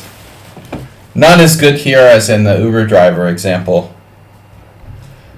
I would be very surprised, Acerbate, if you didn't see a lot of queen f6 going forward. Okay, Mr. Coffee, I'd only see. You can't trust Mr. Coffee with that statistical stuff. Guys, we're up to 69. We're up to 2165.77. We're 98.44% of the way to our initial goal. Queen f6 now. Not played in the game. All right. Ask me, by the way, what would you do? You could play hyper-modern chess with knight c3. I bet Uber Driver come up with a way to like trap the queen on a1. I know like Blobix has done that. Can we do it? There's no way. We have time. Sack a bishop, bishop e2. Sack a mano. Dude, he's getting out if we do that, isn't he? Can you do it? But now we're going to have to sack a rook, too. How are we going to like keep him boxed in? Bob Sacamano. c3, queen a1. Now how do we trap the queen? Now he's starting bishop a3. How do we not sack the rook? Oh, you want to play knight c3, but then he gets out. Now he's out, man. There's this. Black's still escaping. It's not a good sign that Uber Driver used... Oh no, you didn't. I thought you used a question mark. I'm afraid we need like one more move for that to work. Unfortunately. We're just one move shy. d4 is the best move. But I think knight c3... I think like knight c3 is not as good, but reasonable. I'm preparing Acerbate for the inevitable queen f6. You know, there's this cult of people online in online chess who do the fool's mate against everything. So you're definitely going to face like queen f6, bishop c5, Acerbate. I was thinking the best way to deal with it. But I think you should pull the trigger on the full center. If knight c3, bishop c5,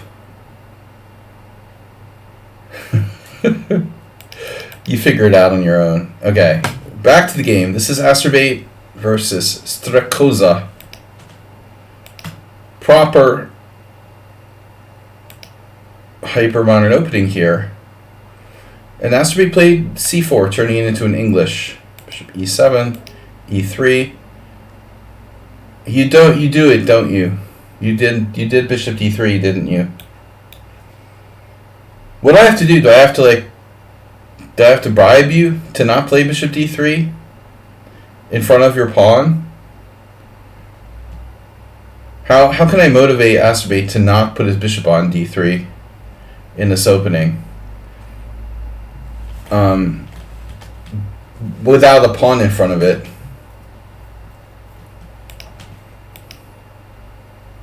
Kind of amazing how good White's score is here, if you think about it. Oh, okay, it's close. It just looked good. Because of those bottom 1-0 scores. No, it's normal. Here. Wait, that's 5.5 out of 6 from this position. Who plays bishop e7 before bishop b7? Like, seriously, what are you going to do? Like, bishop a6 attacking the c4 pawn that's protected by b3? Why would anybody delay bishop b7 in favor of bishop e7? He's like, oh no, Acerbate's threatening bishop takes f6. I better protect it with my bishop. I don't want to have to take with the queen. That's funny. And now e3, bishop b7, knight c3, and then black. Yeah, don't. Uber driver, if you say that in front of Asterbate, I'm gonna have to like time you out. Again, you're being a bad influence. No suggesting like g4. Okay. He already is unprincipled enough. You can't put bad ideas in his head. You know. Don't put any bad ideas in his head like that. We need him to play more like principled. Okay, rook g1. So everything's normal, and then black just like randomly moves his bishop a second time. That's so crazy. Jesus Christ. Let's just move it again. I didn't really like it on e7 anyway. And then Asterbate is triggered now. Man, this triggered him. You could do the Raoul. Low-rated people pick up bad habits from themselves and from each other. You mean, yeah. From themselves and each other. This is funny, though. I mean, Asterbate realizes, like, this guy's literally, like, pinning nothing. So, he gets triggered and plays knight b5.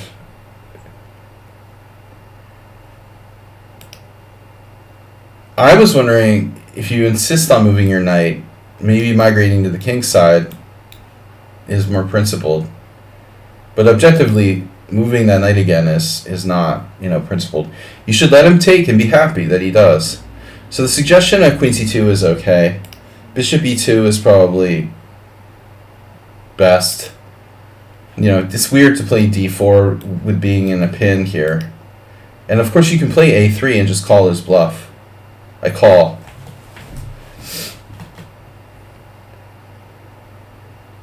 I call. What are you going to do? Give me the bishop? Okay, thank you. Pleasure doing business with you. Bishop takes c3, knight e4, bring it back. No, g7's hanging. I'll take that too. Don't be afraid. You're not even castled. So I think the first thing to consider here is the bluff call. The bluff catcher with a3. If you really want to be fancy, you could play knight b1. Or my favorite, knight a4. I used to do this. I used to play this just for fun in a lot of these Englishes when people played like 4 bishop b4. It's like knight a5 in the Russell-Emo. So I get where you're coming from here, Asterbate, but it's not a principled move. a6, okay. That's a long way to go to get to e2, which is where you were. You could have gone to e2 directly, but you induced. Oh, you have c2. That's always an awkward square. The c2 that happens in the b3. Those b3 variations where you have to play like knight a3, knight c2, and the knight has like nowhere to go. It's like having a c7 knight in the hedgehog. It's the worst. Now a3. Now black's got a problem. It's like Asterbate versus Asterbate. This really looks like it's you playing against yourself. I think the true Asterbate would have gone here, though. Will the real Asterbate please stand up?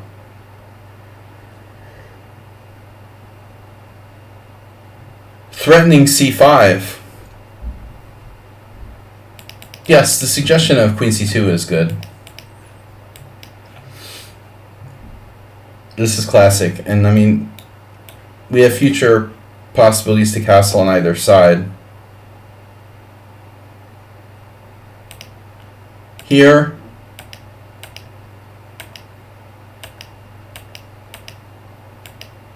Okay.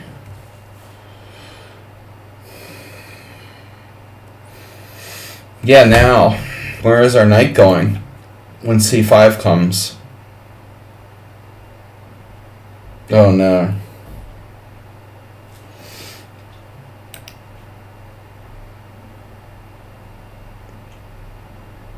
I guess he figured, like, if you did it, I can do it. It's not the worst. Not the worst. Bishop d3. It has a good diagonal. Though, effectively doesn't do anything, but...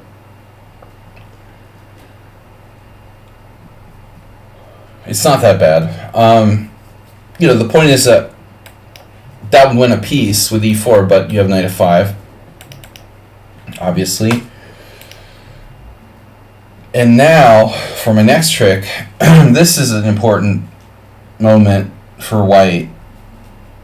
Astrobot. Where's all my viewers? Astrobot. If you have a choice here between knight c2, knight b3, and knight e2, it's a tough one. c2 is out. c2 is the worst. It seems like it has nowhere to go from c2. So we can pretty much, like, really eliminate that possibility. The problem with b3 is, like, typically this is almost always a bad square. It has limited control of the center. Don't, like, reject knight e2 because the bishop takes f3, because that's, like, horrible for black, I would think. That bishop's just way too important to give up to double your pawns.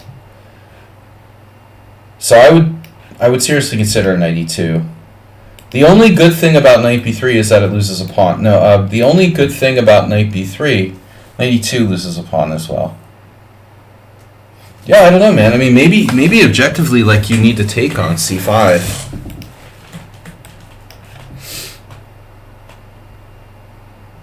Probably you should take on c5. I mean, and on pawn takes, then knight b3, you could hope to get in knight a5. I don't know. Hope chess. But I still like knight e2 better. I mean, you've got this, and you've got that. You've got three options, at least. I mean, the bottom line is, like, in the center, the knight has more mobility. You want the knight to be more in the center. On b3, you know, he takes the pawn, and then, like, you totally lost your mind. Sacking this pawn is one thing, but, like, a4 is... I almost, like, fell out of my chair when I saw that. This is the worst move ever. a4? Are you kidding me?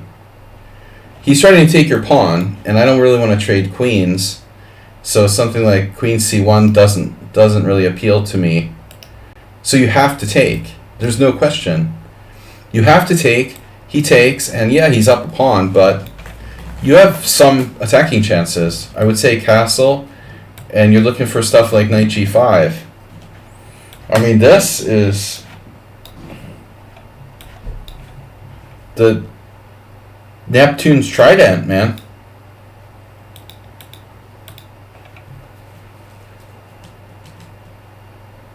You got serious attacking chances here. You could do, like, a double bishop sacrifice. Neptune's trident. A new term just dropped. Yeah, that should have been my stream title. Dropping new terms. I've got 8 viewers today. Is everyone watching the Qatar Open? The Guitar Center Open. No one wants to learn seriously chess. It's kind of sad. So Astrobate, this is insane. Like, a4. He's gonna have a5 and protect, and this is, well, anyway, it doesn't matter. I mean, this is effectively, like, protected passer. I would probably play a5 and anchor that protected passer. There's a slight risk in giving you here, but the benefits outweigh the drawbacks for sure. White is lost here, objectively, because of that pawn on b4 in the long run. If he doesn't do that, you could play a5 maybe. But the thing is, even there, he has two connected passed pawns. So nothing good can come of a4.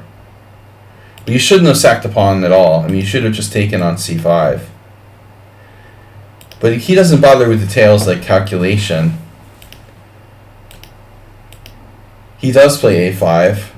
And now you're in trouble. I mean, you could have played bishop d4. But it looks like he can hold it together. You don't really want to fix his pawns, so nothing happens there. With rook c1, all I see is like Acerbate doing his like standard pattern with no plan. But I mean, normally you would play bishop b1 here, right? You went off the normal agenda. Having said that, dude, maybe it's time for your craziness, Now he's castled. So he's castled here. You have knight g5. And then I ask you, maybe white has something here. Because you have the proverbial h4. This is like rumored of in ancient texts.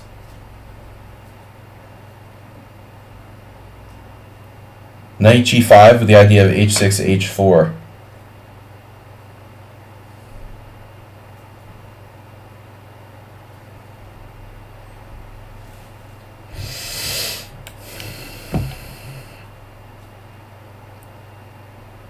I mean, you could take on f6.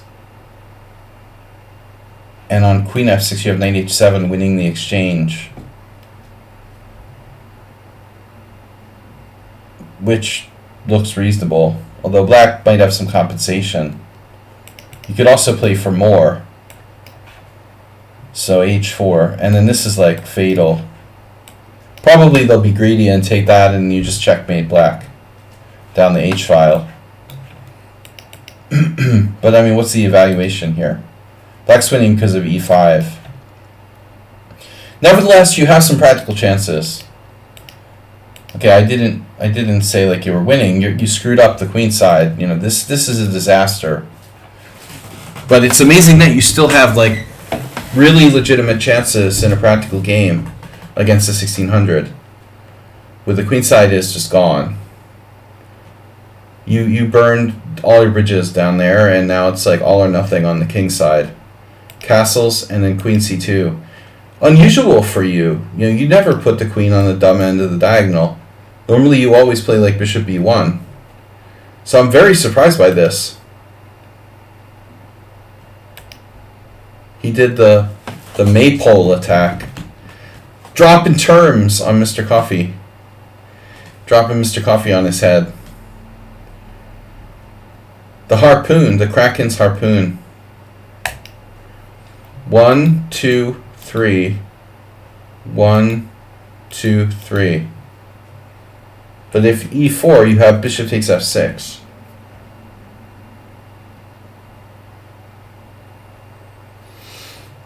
Bishop f6, pawn d3, bishop e7, pawn c2, bishop takes d6, and white is winning. Okay, but bishop takes f6. It's only a pawn. It's only a pawn. But Acerbate's in the game now. I think that's the point. You're in the game. I don't know who's better. Black still has a protected pass pawn on b4, but so after e4 you did bishop e2. So he missed bishop takes f6 because he doesn't calculate. He just doesn't calculate. There's no need to calculate. Just play moves, Don't calculate. he plays bishop e2. I mean, calculates one move deep.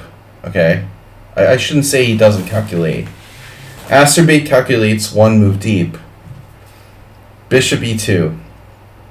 One move deep. And then h6. And again, he recognizes his knight was attacked.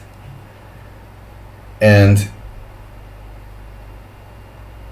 this would require like at least 2 moves of calculation. So that's too much. And knight h3 felt passive, which it is. So he played a more aggressive, one move variation with h4, which we mentioned earlier, and it's actually a great idea, although in this particular instance, I have some serious question as to whether it's sound, because this diagonal is not open. We do not have communication with the king side, All lines of communication are down from one side of the board to the other. So how are you getting your queen over to the other side or your rook over the other side to checkmate him over there? I don't think I see it. So black also doesn't calculate. But if pawn takes pawn, he doesn't have a lot of squares. True. e8 or h7. Let's do h7, I guess. You attack the g5 pawn at least. And now you have f4 with a giant pawn wall protecting g5. In the instance of knight g5, pawn g5, maybe black should do this actually and sack a piece back or something. Literally. Okay, but Acerbate has chances here. He has chances. Black doesn't take it and plays that. A mildly materialistic move. So instead of bishop c6, it looks more constructive to play like knight a6, I guess, heading for c5. Or possibly c7 here. Knight c6 is the most natural, but it cuts off some protection of e4. So I don't think we want to do that. We're going to lose this pawn. He doesn't want to cut off his protection of e4. So I would play like, either this, like overprotecting, or take the pawn piece, or play knight a6. But this one, it does nothing for black's development, Now, Acerbate should probably like defend the pawn. I don't know.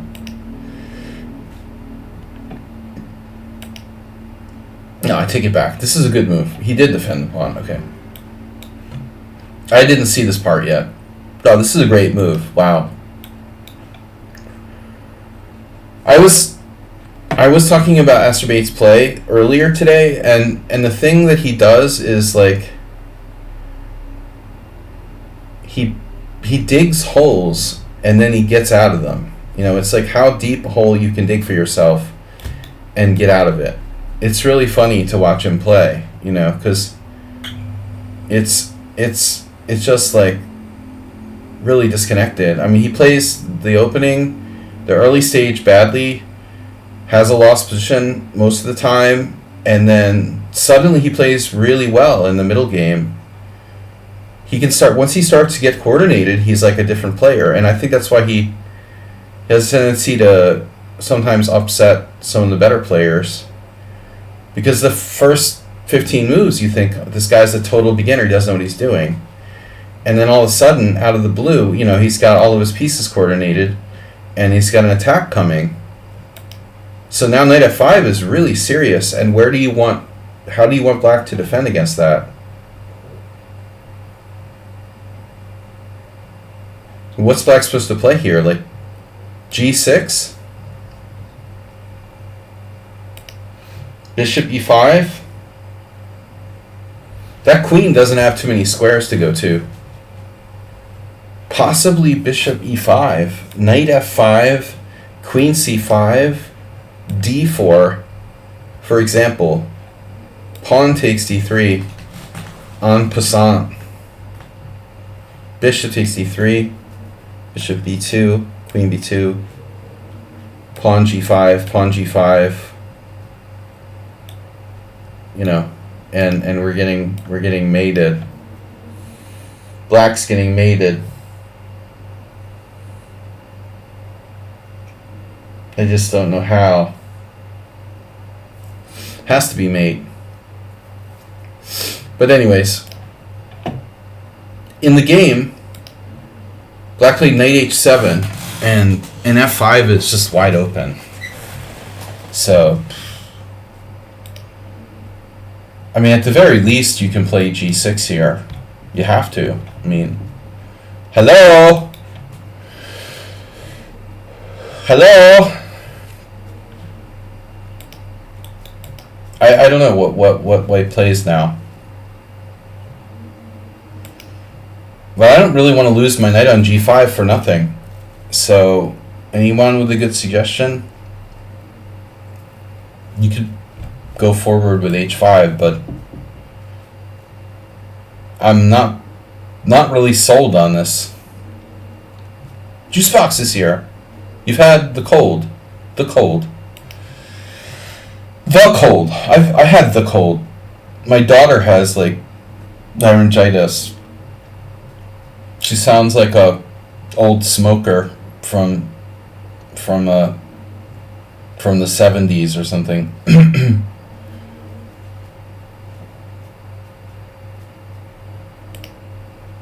Bam. And now queen d8. It doesn't matter, this piece is hanging with devastating effect. Knight h7. Here. Knight d6, you win a piece. So now you're up a piece. e4 is hanging and black is lost. e4 is hanging. That, we needed that. And that's a rook.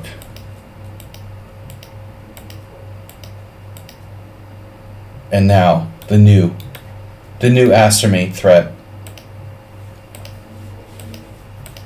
Hard to believe that black was utterly winning 10 moves ago in this game.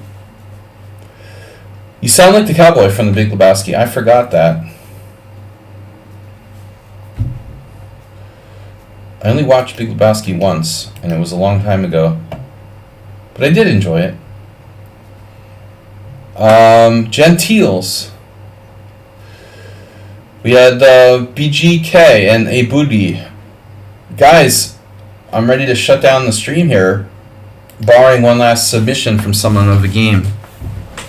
Waiting for Move 11 to show up with his last minute game. Last call for submissions. We didn't get as many this week. It'd be nice to get Mr. Someone on sound back on the streams. But,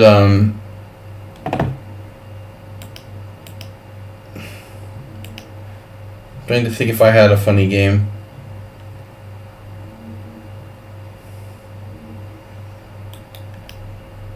English Rat. The old Skinner game, that was bad.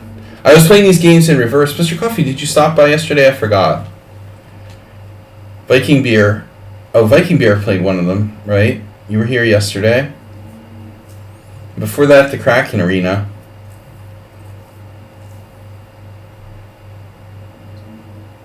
Was playing 6 days in Fallujah.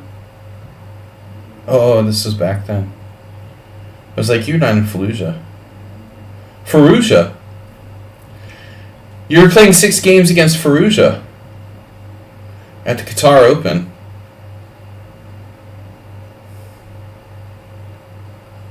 Is Qatar on the Human Rights Council at the UN? Just wondering.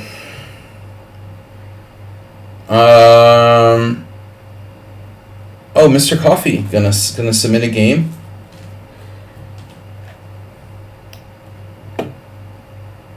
Be careful of that Indian cough medicine, Juice Box Wizard. You don't want to be taking any of that shit.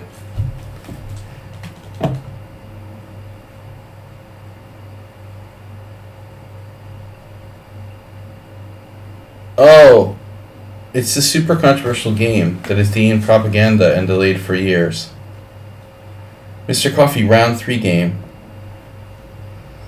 Study. Do I have a link to that?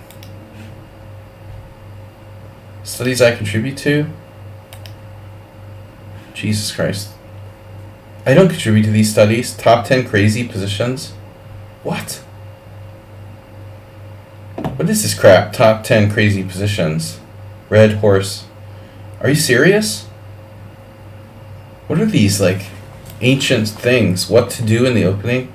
This guy 5 years ago? This is like the oldest one. I must have done the most popular. Wow, most popular. Recently updated. Okay. AFO. UFO. Did you guys see the results, the early results of the asteroid sample from NASA? Freaking 5% carbon and water molecules, like clay. Unbelievable. Asteroid did come from another planet. Round 3 game.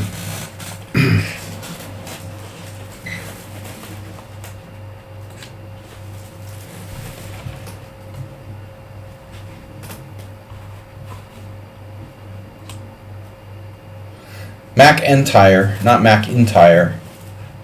Controversial, Miss. Oh, Juicebox was talking about controversial. This game was not controversial. Mr. Coffee with black. So Bishop G5. It's an old move. It is controversial. I don't remember if we talked about this, Mr. Coffee. You're supposed to like take on c4 or play h6.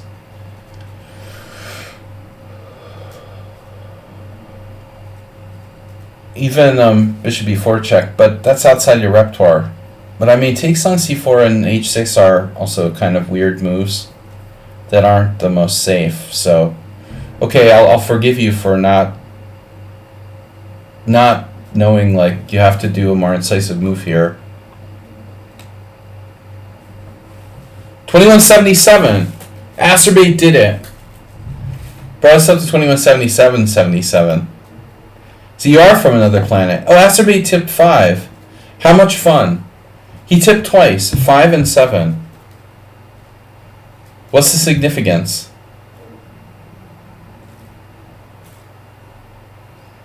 We went from 5 to 7. Now we're progressing. Guys, we're $22.23 away from... I don't know, we've got only 8 viewers. What the hell is with my stream? The analysis stream, the people never want to watch. Sladgie analyzing games in depth on lichess.org. What I don't understand is like how chess players don't like in-depth analysis. Dude, I have like former students who are Harvard professors who sit around like jerking off and playing bullet chess. Excuse my language. But just for example, you know, I have this one guy I used to teach. He's a smart guy. And then they have some kind of argument where it's like, oh, I didn't have time to play, you know, longer games. But still they'll play like 20 or 30 bullet games a day. Like, that's bullshit, man. You're just addicted to bullet chess. Don't pretend, you know, you don't have time to play some decent games. The truth is you're addicted. All right, Juicebox, get better.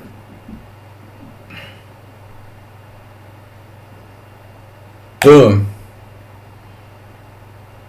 All right, Mr. Coffee just lets him get away with Bishop G5. You know, the point of this move is to avoid the Cambridge Springs, according to Richard Palliser. If you play knight on bd7, white's supposed to use like e3, c6, and knight d2. And I saw like Hebden had played like this. It's really not a big deal, but that's the idea. That's supposed to be the idea for white. The best moves, Mr. Coffee, are takes and h6. Because this is nothing.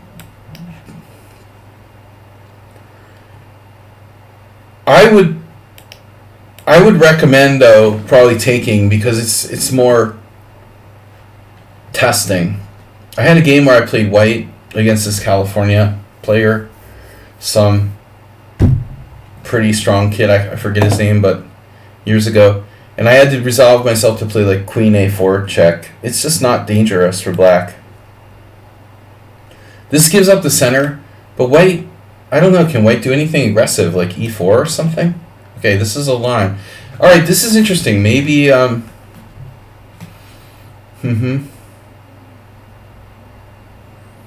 maybe you're right to stay away from it without knowing what you're doing. Alright.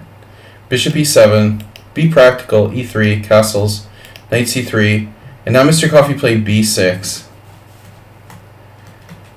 Mr. Coffee, you didn't know that like you're supposed to play H6 first. If you played the Tartakova. Were you aware of that? I mean, I assumed you were aware of that. Once I played knight E4 here against Zhou Fang. It's the same thing against. It's the same thing. Like you're supposed to play H6 in the Lasker variation. H6, Bishop H4, Knight E4. You're not supposed to do it like right away. The same thing with the Tartakova. No, you're supposed to play B6 after doing H6. It's a line though. You know, there's ancient games. I have like Frank. I was just going over some not Frank Marshall, but I was just going over some really old games. Yeah, this is a thing. I think H6 is constructive and you should play it if you get to play it for free. That's the point. Right. Cheesemate expressed it perfectly. There's nothing really wrong with B6, but if you can play H6, you get it for free. It's not a weakening. Once years ago, I had this like blitz game against some Greek grandmaster, and he did something really like crazy. I feel like he did like Queen B3 and castled queenside or something.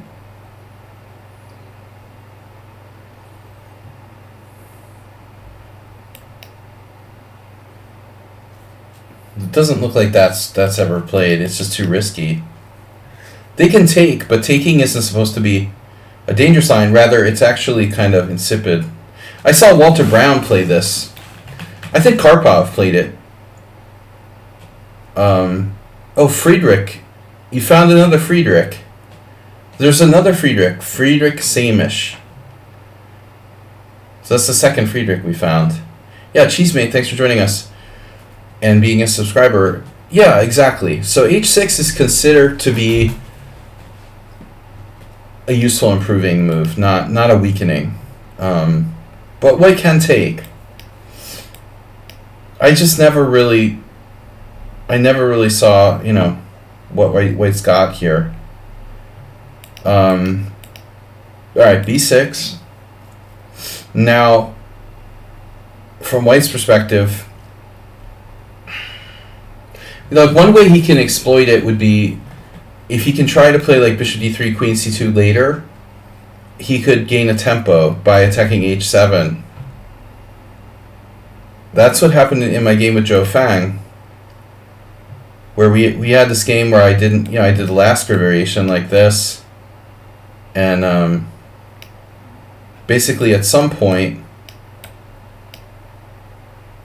I don't remember how our game went, but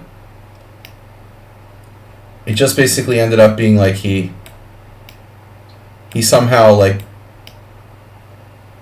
played Queen C2 and attacked H7, and I just had to waste the tempo to defend it or something. It just wasn't, you know, it's just a waste of a move basically. Alright, anyways. So Bishop D3, Bishop B7. You know, one thing you can do in this Mr. Coffee is take on C4. But it's not like everybody's preference. I just wanted to make sure there's something here for white with bishop f6. Probably not. You could even take on d3. But the point is, like, you open the diagonal for your bishop, and you can never shut it down. But I think, like, objectively, I guess this is good against a higher rated player. Probably against a lower rated player, I would keep the tension. Bishop b7, and then white played a3. It's not a terrible move, a3. But seems like a semi-waste of time. You can see there's a couple games here. Kamsky, Vertatic, and Gayam. There's a Hungarian everywhere. Alright, but no, a3 is slow. So we've got knight on bd7. That looks right. Again, you can take whenever you want to take. But I think it releases the tension, and eventually you're going to play c5. And what happens is, like, you get a very symmetrical type of structure. And oftentimes the games are drawn. It's hard for either side to get a really dynamic pawn structure. If you don't take, we may get like a hanging pawn type of structure. And in that type of structure, I think you have more winning chances, although white does as well, like we saw in the earlier game. Knight on bd7 and then b4 novelty.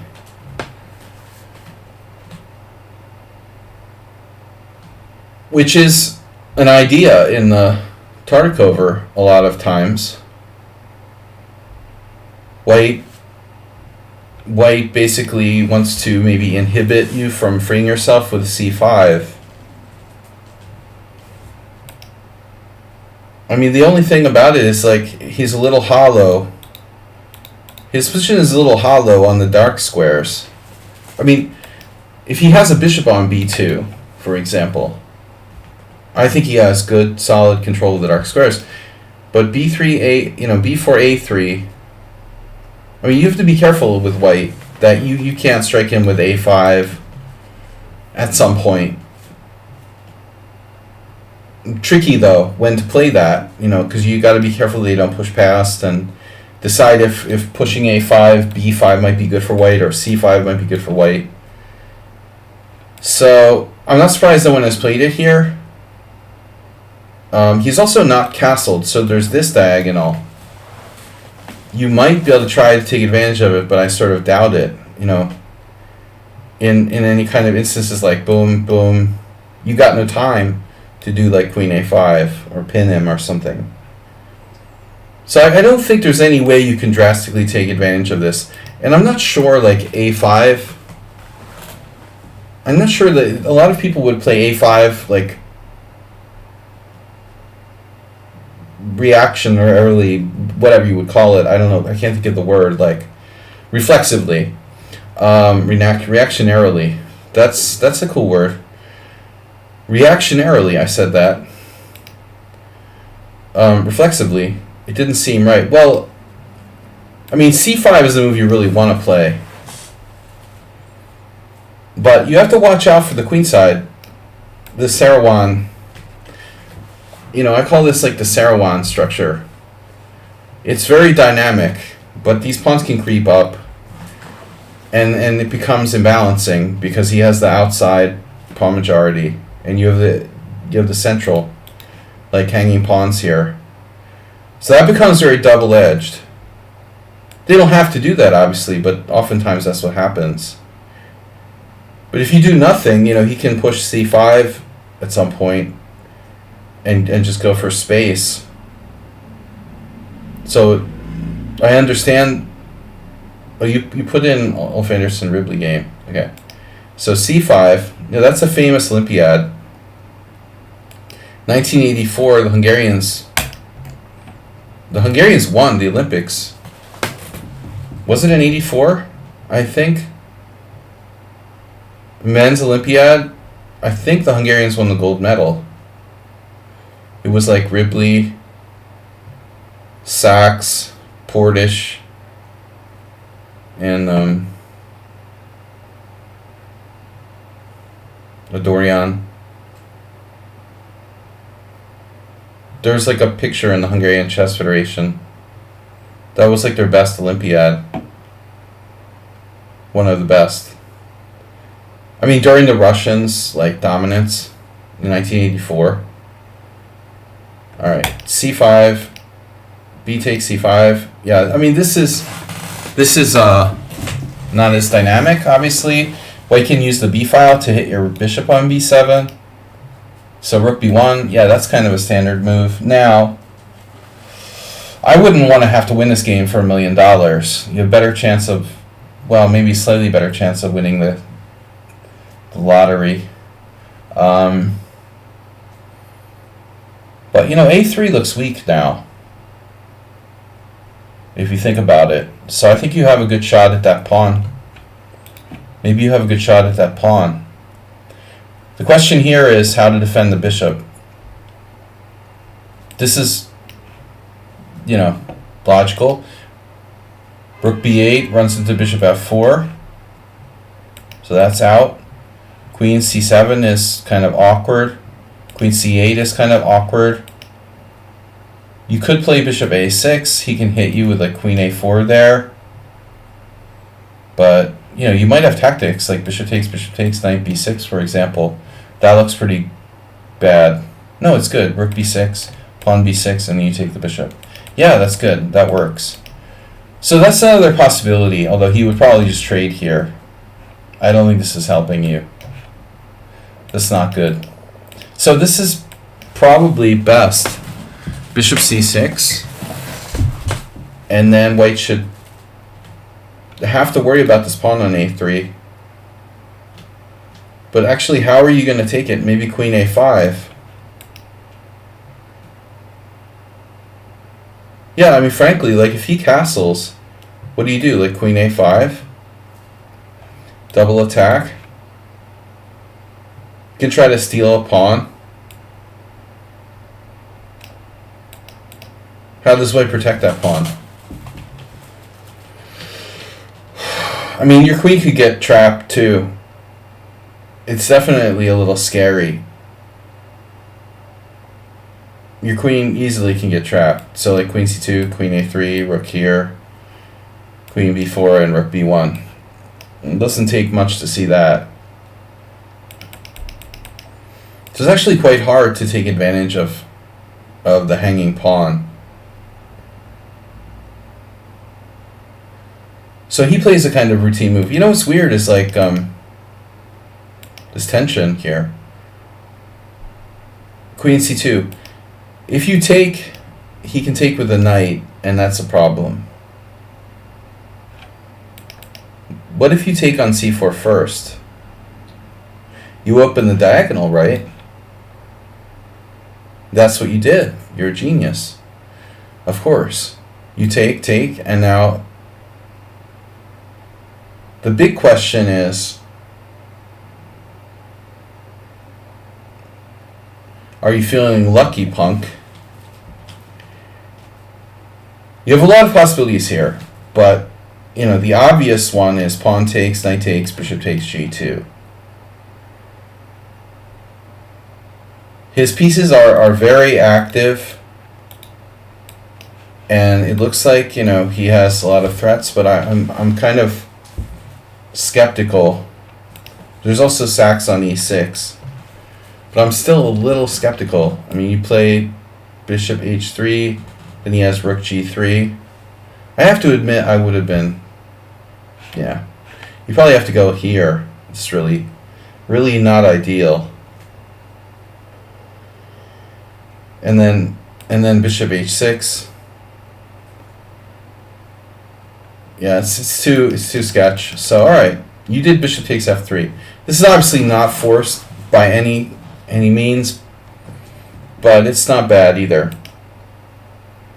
I normally wouldn't do this to give up your bishop for the knight, but it is a pretty extreme example. I mean, his pawns are extremely weak in the long run.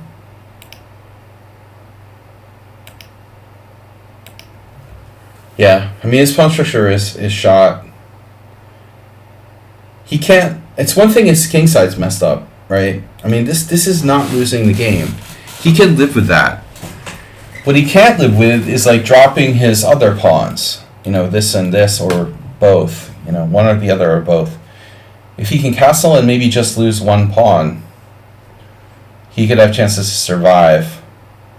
So here you got an exclamation for knight b6. I mean, obviously this is our first consideration because it develops a piece. I need to see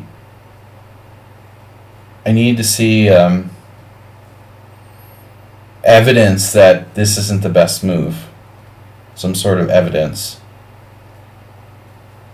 This looks very strong for black. I mean, knight b6 is fine too, obviously. You win at least a pawn with this move. But, I mean, you're stacking up here on the c-file, and you're developing. To me, it looks very hard for white to even come up with credible defense. I mean, bishop a6, obviously, yes. This would require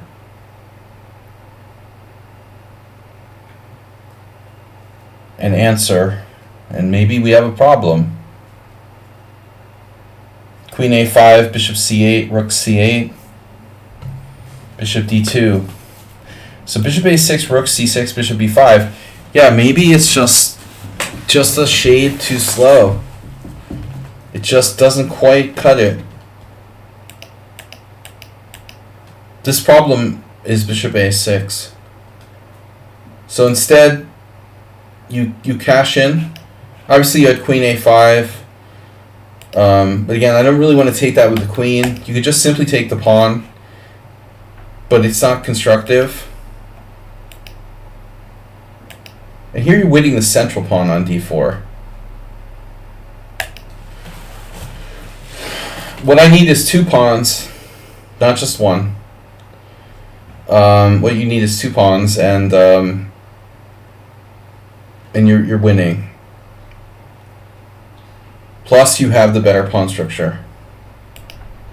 This is not an issue. I'm actually happy he played bishop takes f6.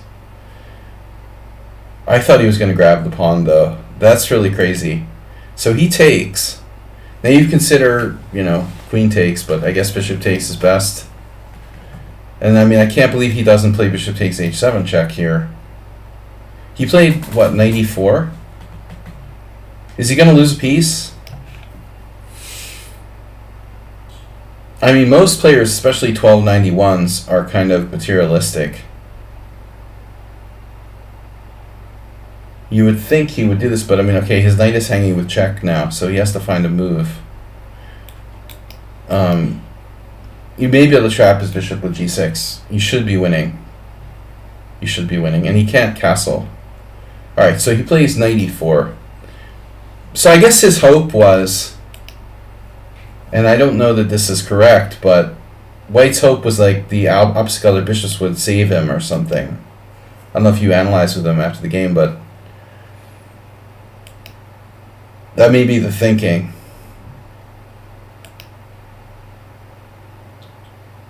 He could take, obviously, on f6.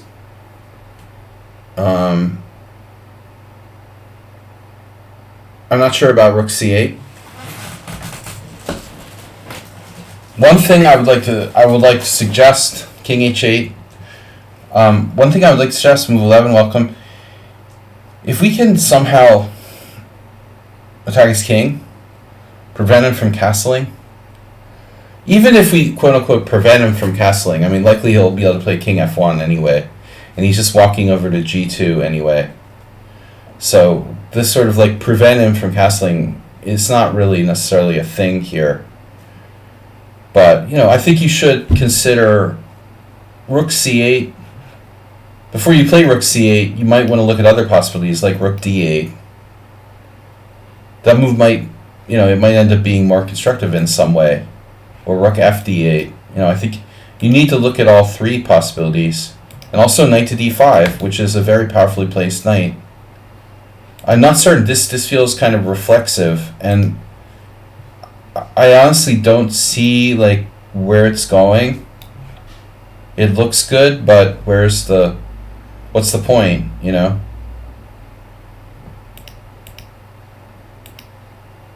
One thing I really, really don't particularly want to see is a trade of queens.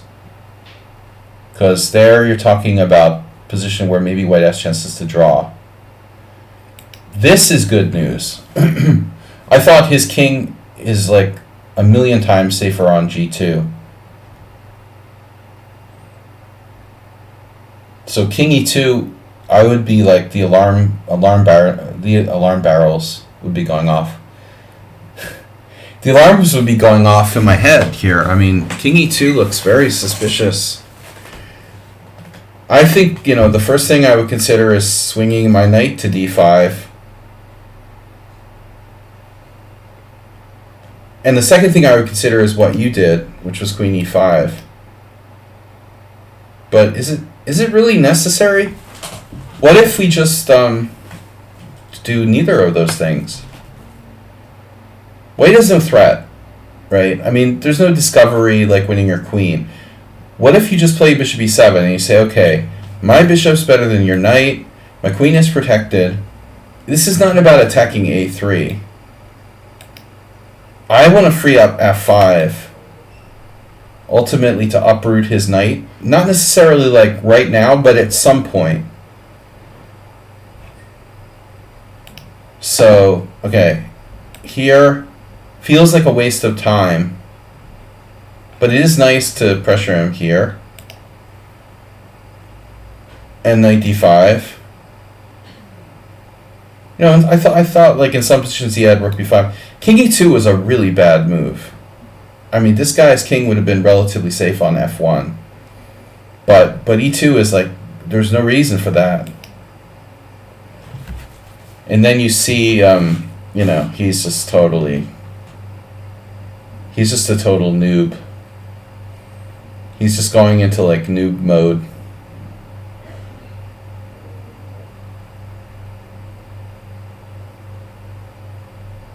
Yeah, I mean, he hit the panic button really early on. Couldn't he move his bishop? Like, seriously, here? I get it, his bishop's attacked. Can he somehow just move his bishop? Like, what? What's preventing him from, say, like, bishop a6? Are you winning? You have queen e2, knight d2, bishop c3. Shit. I'm not sure, though. There's bishop takes c8. It's not that clear. I'm just not sure. I'm sorry, he has to play king e2. King e2 seems like it's over. He's lost anyway, according to the engine. Yeah, I would play bishop a6. Queen d2 check. Knight d2. And then, yeah, it's like it's kind of a tactical position. Computer says +6. Cut it in half, so you're +3. This is not that simple. You could easily screw this up and draw. The average player could easily screw this up and draw. I mean, you don't even have a clear passed pawn. You're up a freaking pawn. And the engine says it's +6. You think it's really +6 in the 1600 level? I don't think so. I think it's more like plus 2.5. So king e2 was really bad. But he goes completely nuts. That's crazy.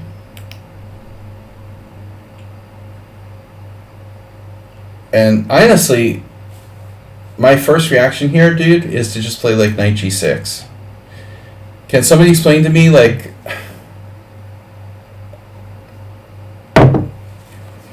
what is he doing after knight g6? He can just like go back and sort of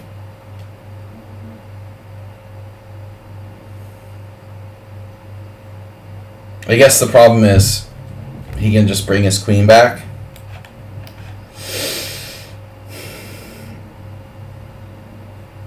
And you really have nothing better than maybe like grabbing another pawn, or an a7's hanging. Well, not really. You could grab this pawn.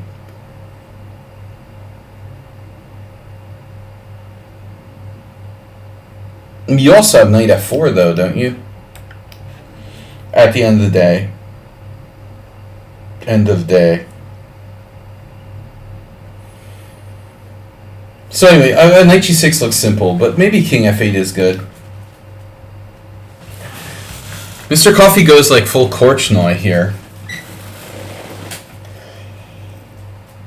If you were on my team and your flag was hanging and you played king f8, I would be like cringing, you know? If this was like a team match, I would cover my eyes and be like, oh my god. Like seriously, you're playing a 1200, I think you want to keep it safe and simple. Isn't there something else, like you could do like g6 for example? You could just play like g6. No? Threatening bishop g7? You get my point, which is like king f8 isn't exactly the safest move in the world. It does win a piece? It does? It wins a piece. Yeah, I wasn't thinking about it that way. Again, it's very Korchnoi-like. I mean, if you consider the fact that it's like the position is +7, up a piece or not, you know, but it does feel cool to win a piece. But that's part of my problem with like, you know, essentially like beginner chess. Cheesemate knows this, obviously, but anyone who's like 2000 plus around understands, hopefully, that material is really overrated, and that's a big trap. I mean, not everyone over 2000 realizes. I mean, I've known 2200 players who are chronically materialistic, and that's why they were 2200 players and not 2400 players, for example. You know, so there's some masters who don't understand, you know. I think the priority here is the priority here is not to give white any play. Queen takes h7, knight takes d3. Okay, so there's this and this. So there's a question about like which way to take the bishop on d3. If we're taking it, you can take with the rook or the knight. If you take with the rook, you lose your rook. Okay, so that answers that question. Taking with the rook is not an option because queen h8 check, king e7, and queen takes c8. And suddenly we're probably lost. You know, king f8 doesn't give us a lot of rope to play with. Knight takes d3. We're up a piece, but our king is having a good time. So now white can play like white could play rook b7, threatening mate in 1. You know, I should note that you have g6. If it was your move, you could defend yourself in some positions by playing g6 with the idea of bishop g7, obviously. You can never get mated. It's like a dragon where white's dark square bishop is gone. You don't have any checks, which is kind of disturbing. But rook b7, you could just rook b7 is a move. Here the problem is you do have checks. But are you checkmating white? Like we could start just playing checks and all of a sudden we run out of checks and we're getting mated or something. If you just start making checks without thinking about the moves you're making, that's some bad shit happens. Where's the mate? We can also do the rook check, if you prefer. King e2 again. We have check here on f4, and he has this. It's mate now. That is a mate. Okay, so let's see this. So rook b7, rook c1 check, king e2, knight f4 is forced mate. What isn't forced mate would be king, 'G2. 'G2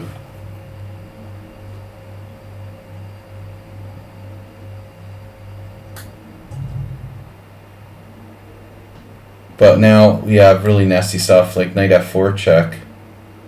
And I think now, sadly, white is in some trouble. He's in some trouble here.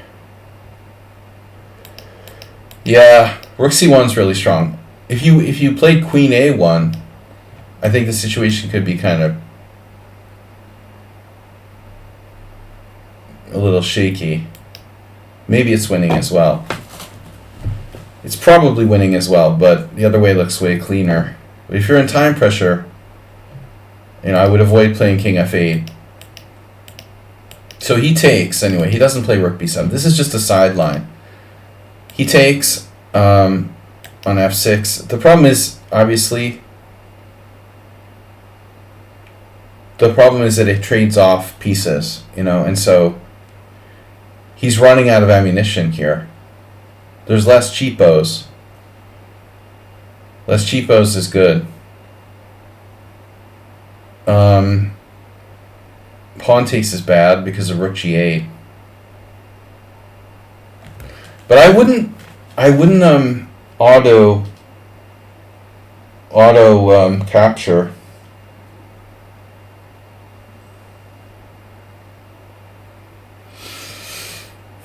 It doesn't look like there's anything else seriously though. So, alright, we have to take, and now queen h8 check, rook b7 check. So what's the deal? You're coming out on d6? Yeah. He probably calculated this far and saw, like, you don't have it in your position because of queen c8. So this is the key. Like, basically, you had to be able to calculate up to this position when you played king f8. I mean, realistically. I wouldn't have been happy. I wouldn't have been happy with this game if it was my game unless I was sure when I play king f8 that this position is winning for black. This is like critical. But, he can't trade queens here. I mean, I don't think so. He takes on g7, and I mean, wow, like, he really has some chances, like, to pick off all your pawns here, all three.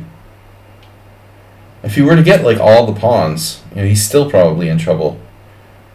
Queen g7.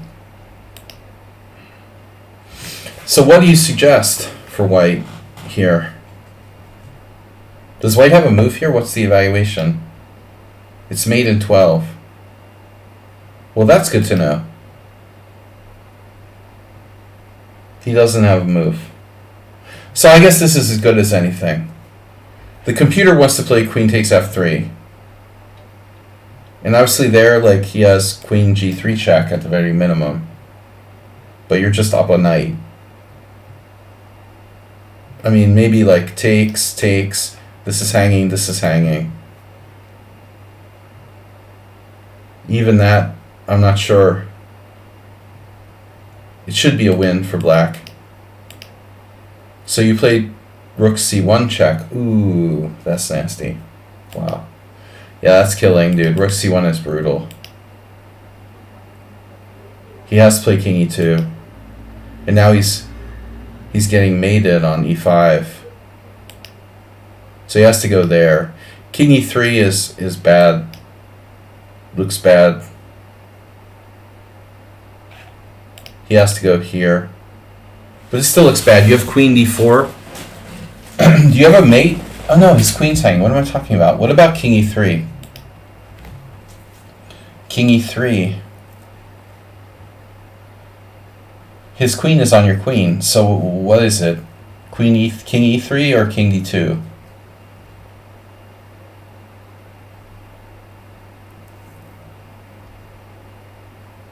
Rook c2 check.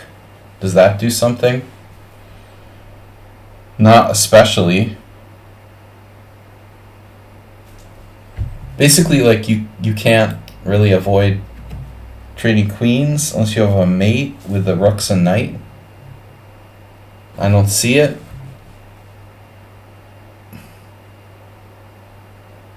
Some funny stuff here. You have some funny stuff like king c6 check, king takes c1, knight e2 check.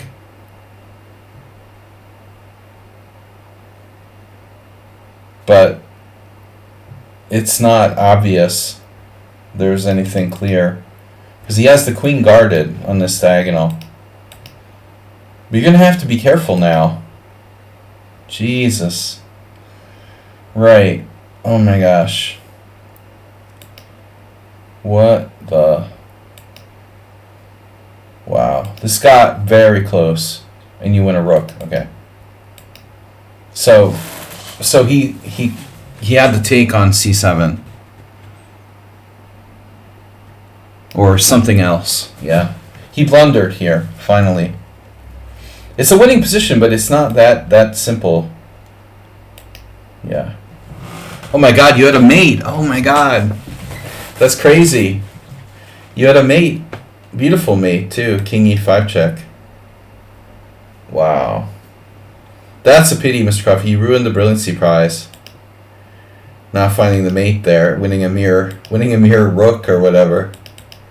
That sucks. They took him out of the running for the Brilliancy Prize for winning this mere extra rook. And they were generous. Like, you could have played knight d5 check and been up a rook and a knight. You know, that's interesting, man. Were you in bad time pressure? It's interesting that you kind of made like two blunders by lichess standards, you know? Two blunders at the very, very end. Fortunately, it doesn't matter, but it could matter. No, I just saw what I saw. It wasn't because you were in time pressure, was what I was asking. That you made some kind of major inaccuracies at the end there. Obviously, it doesn't change the result, but it could in some situations. All right, man, that was fun. Yeah, interesting game. Tomorrow we'll take a look at the rest of them, or some of them. And we're up to 2177. I'm going for master.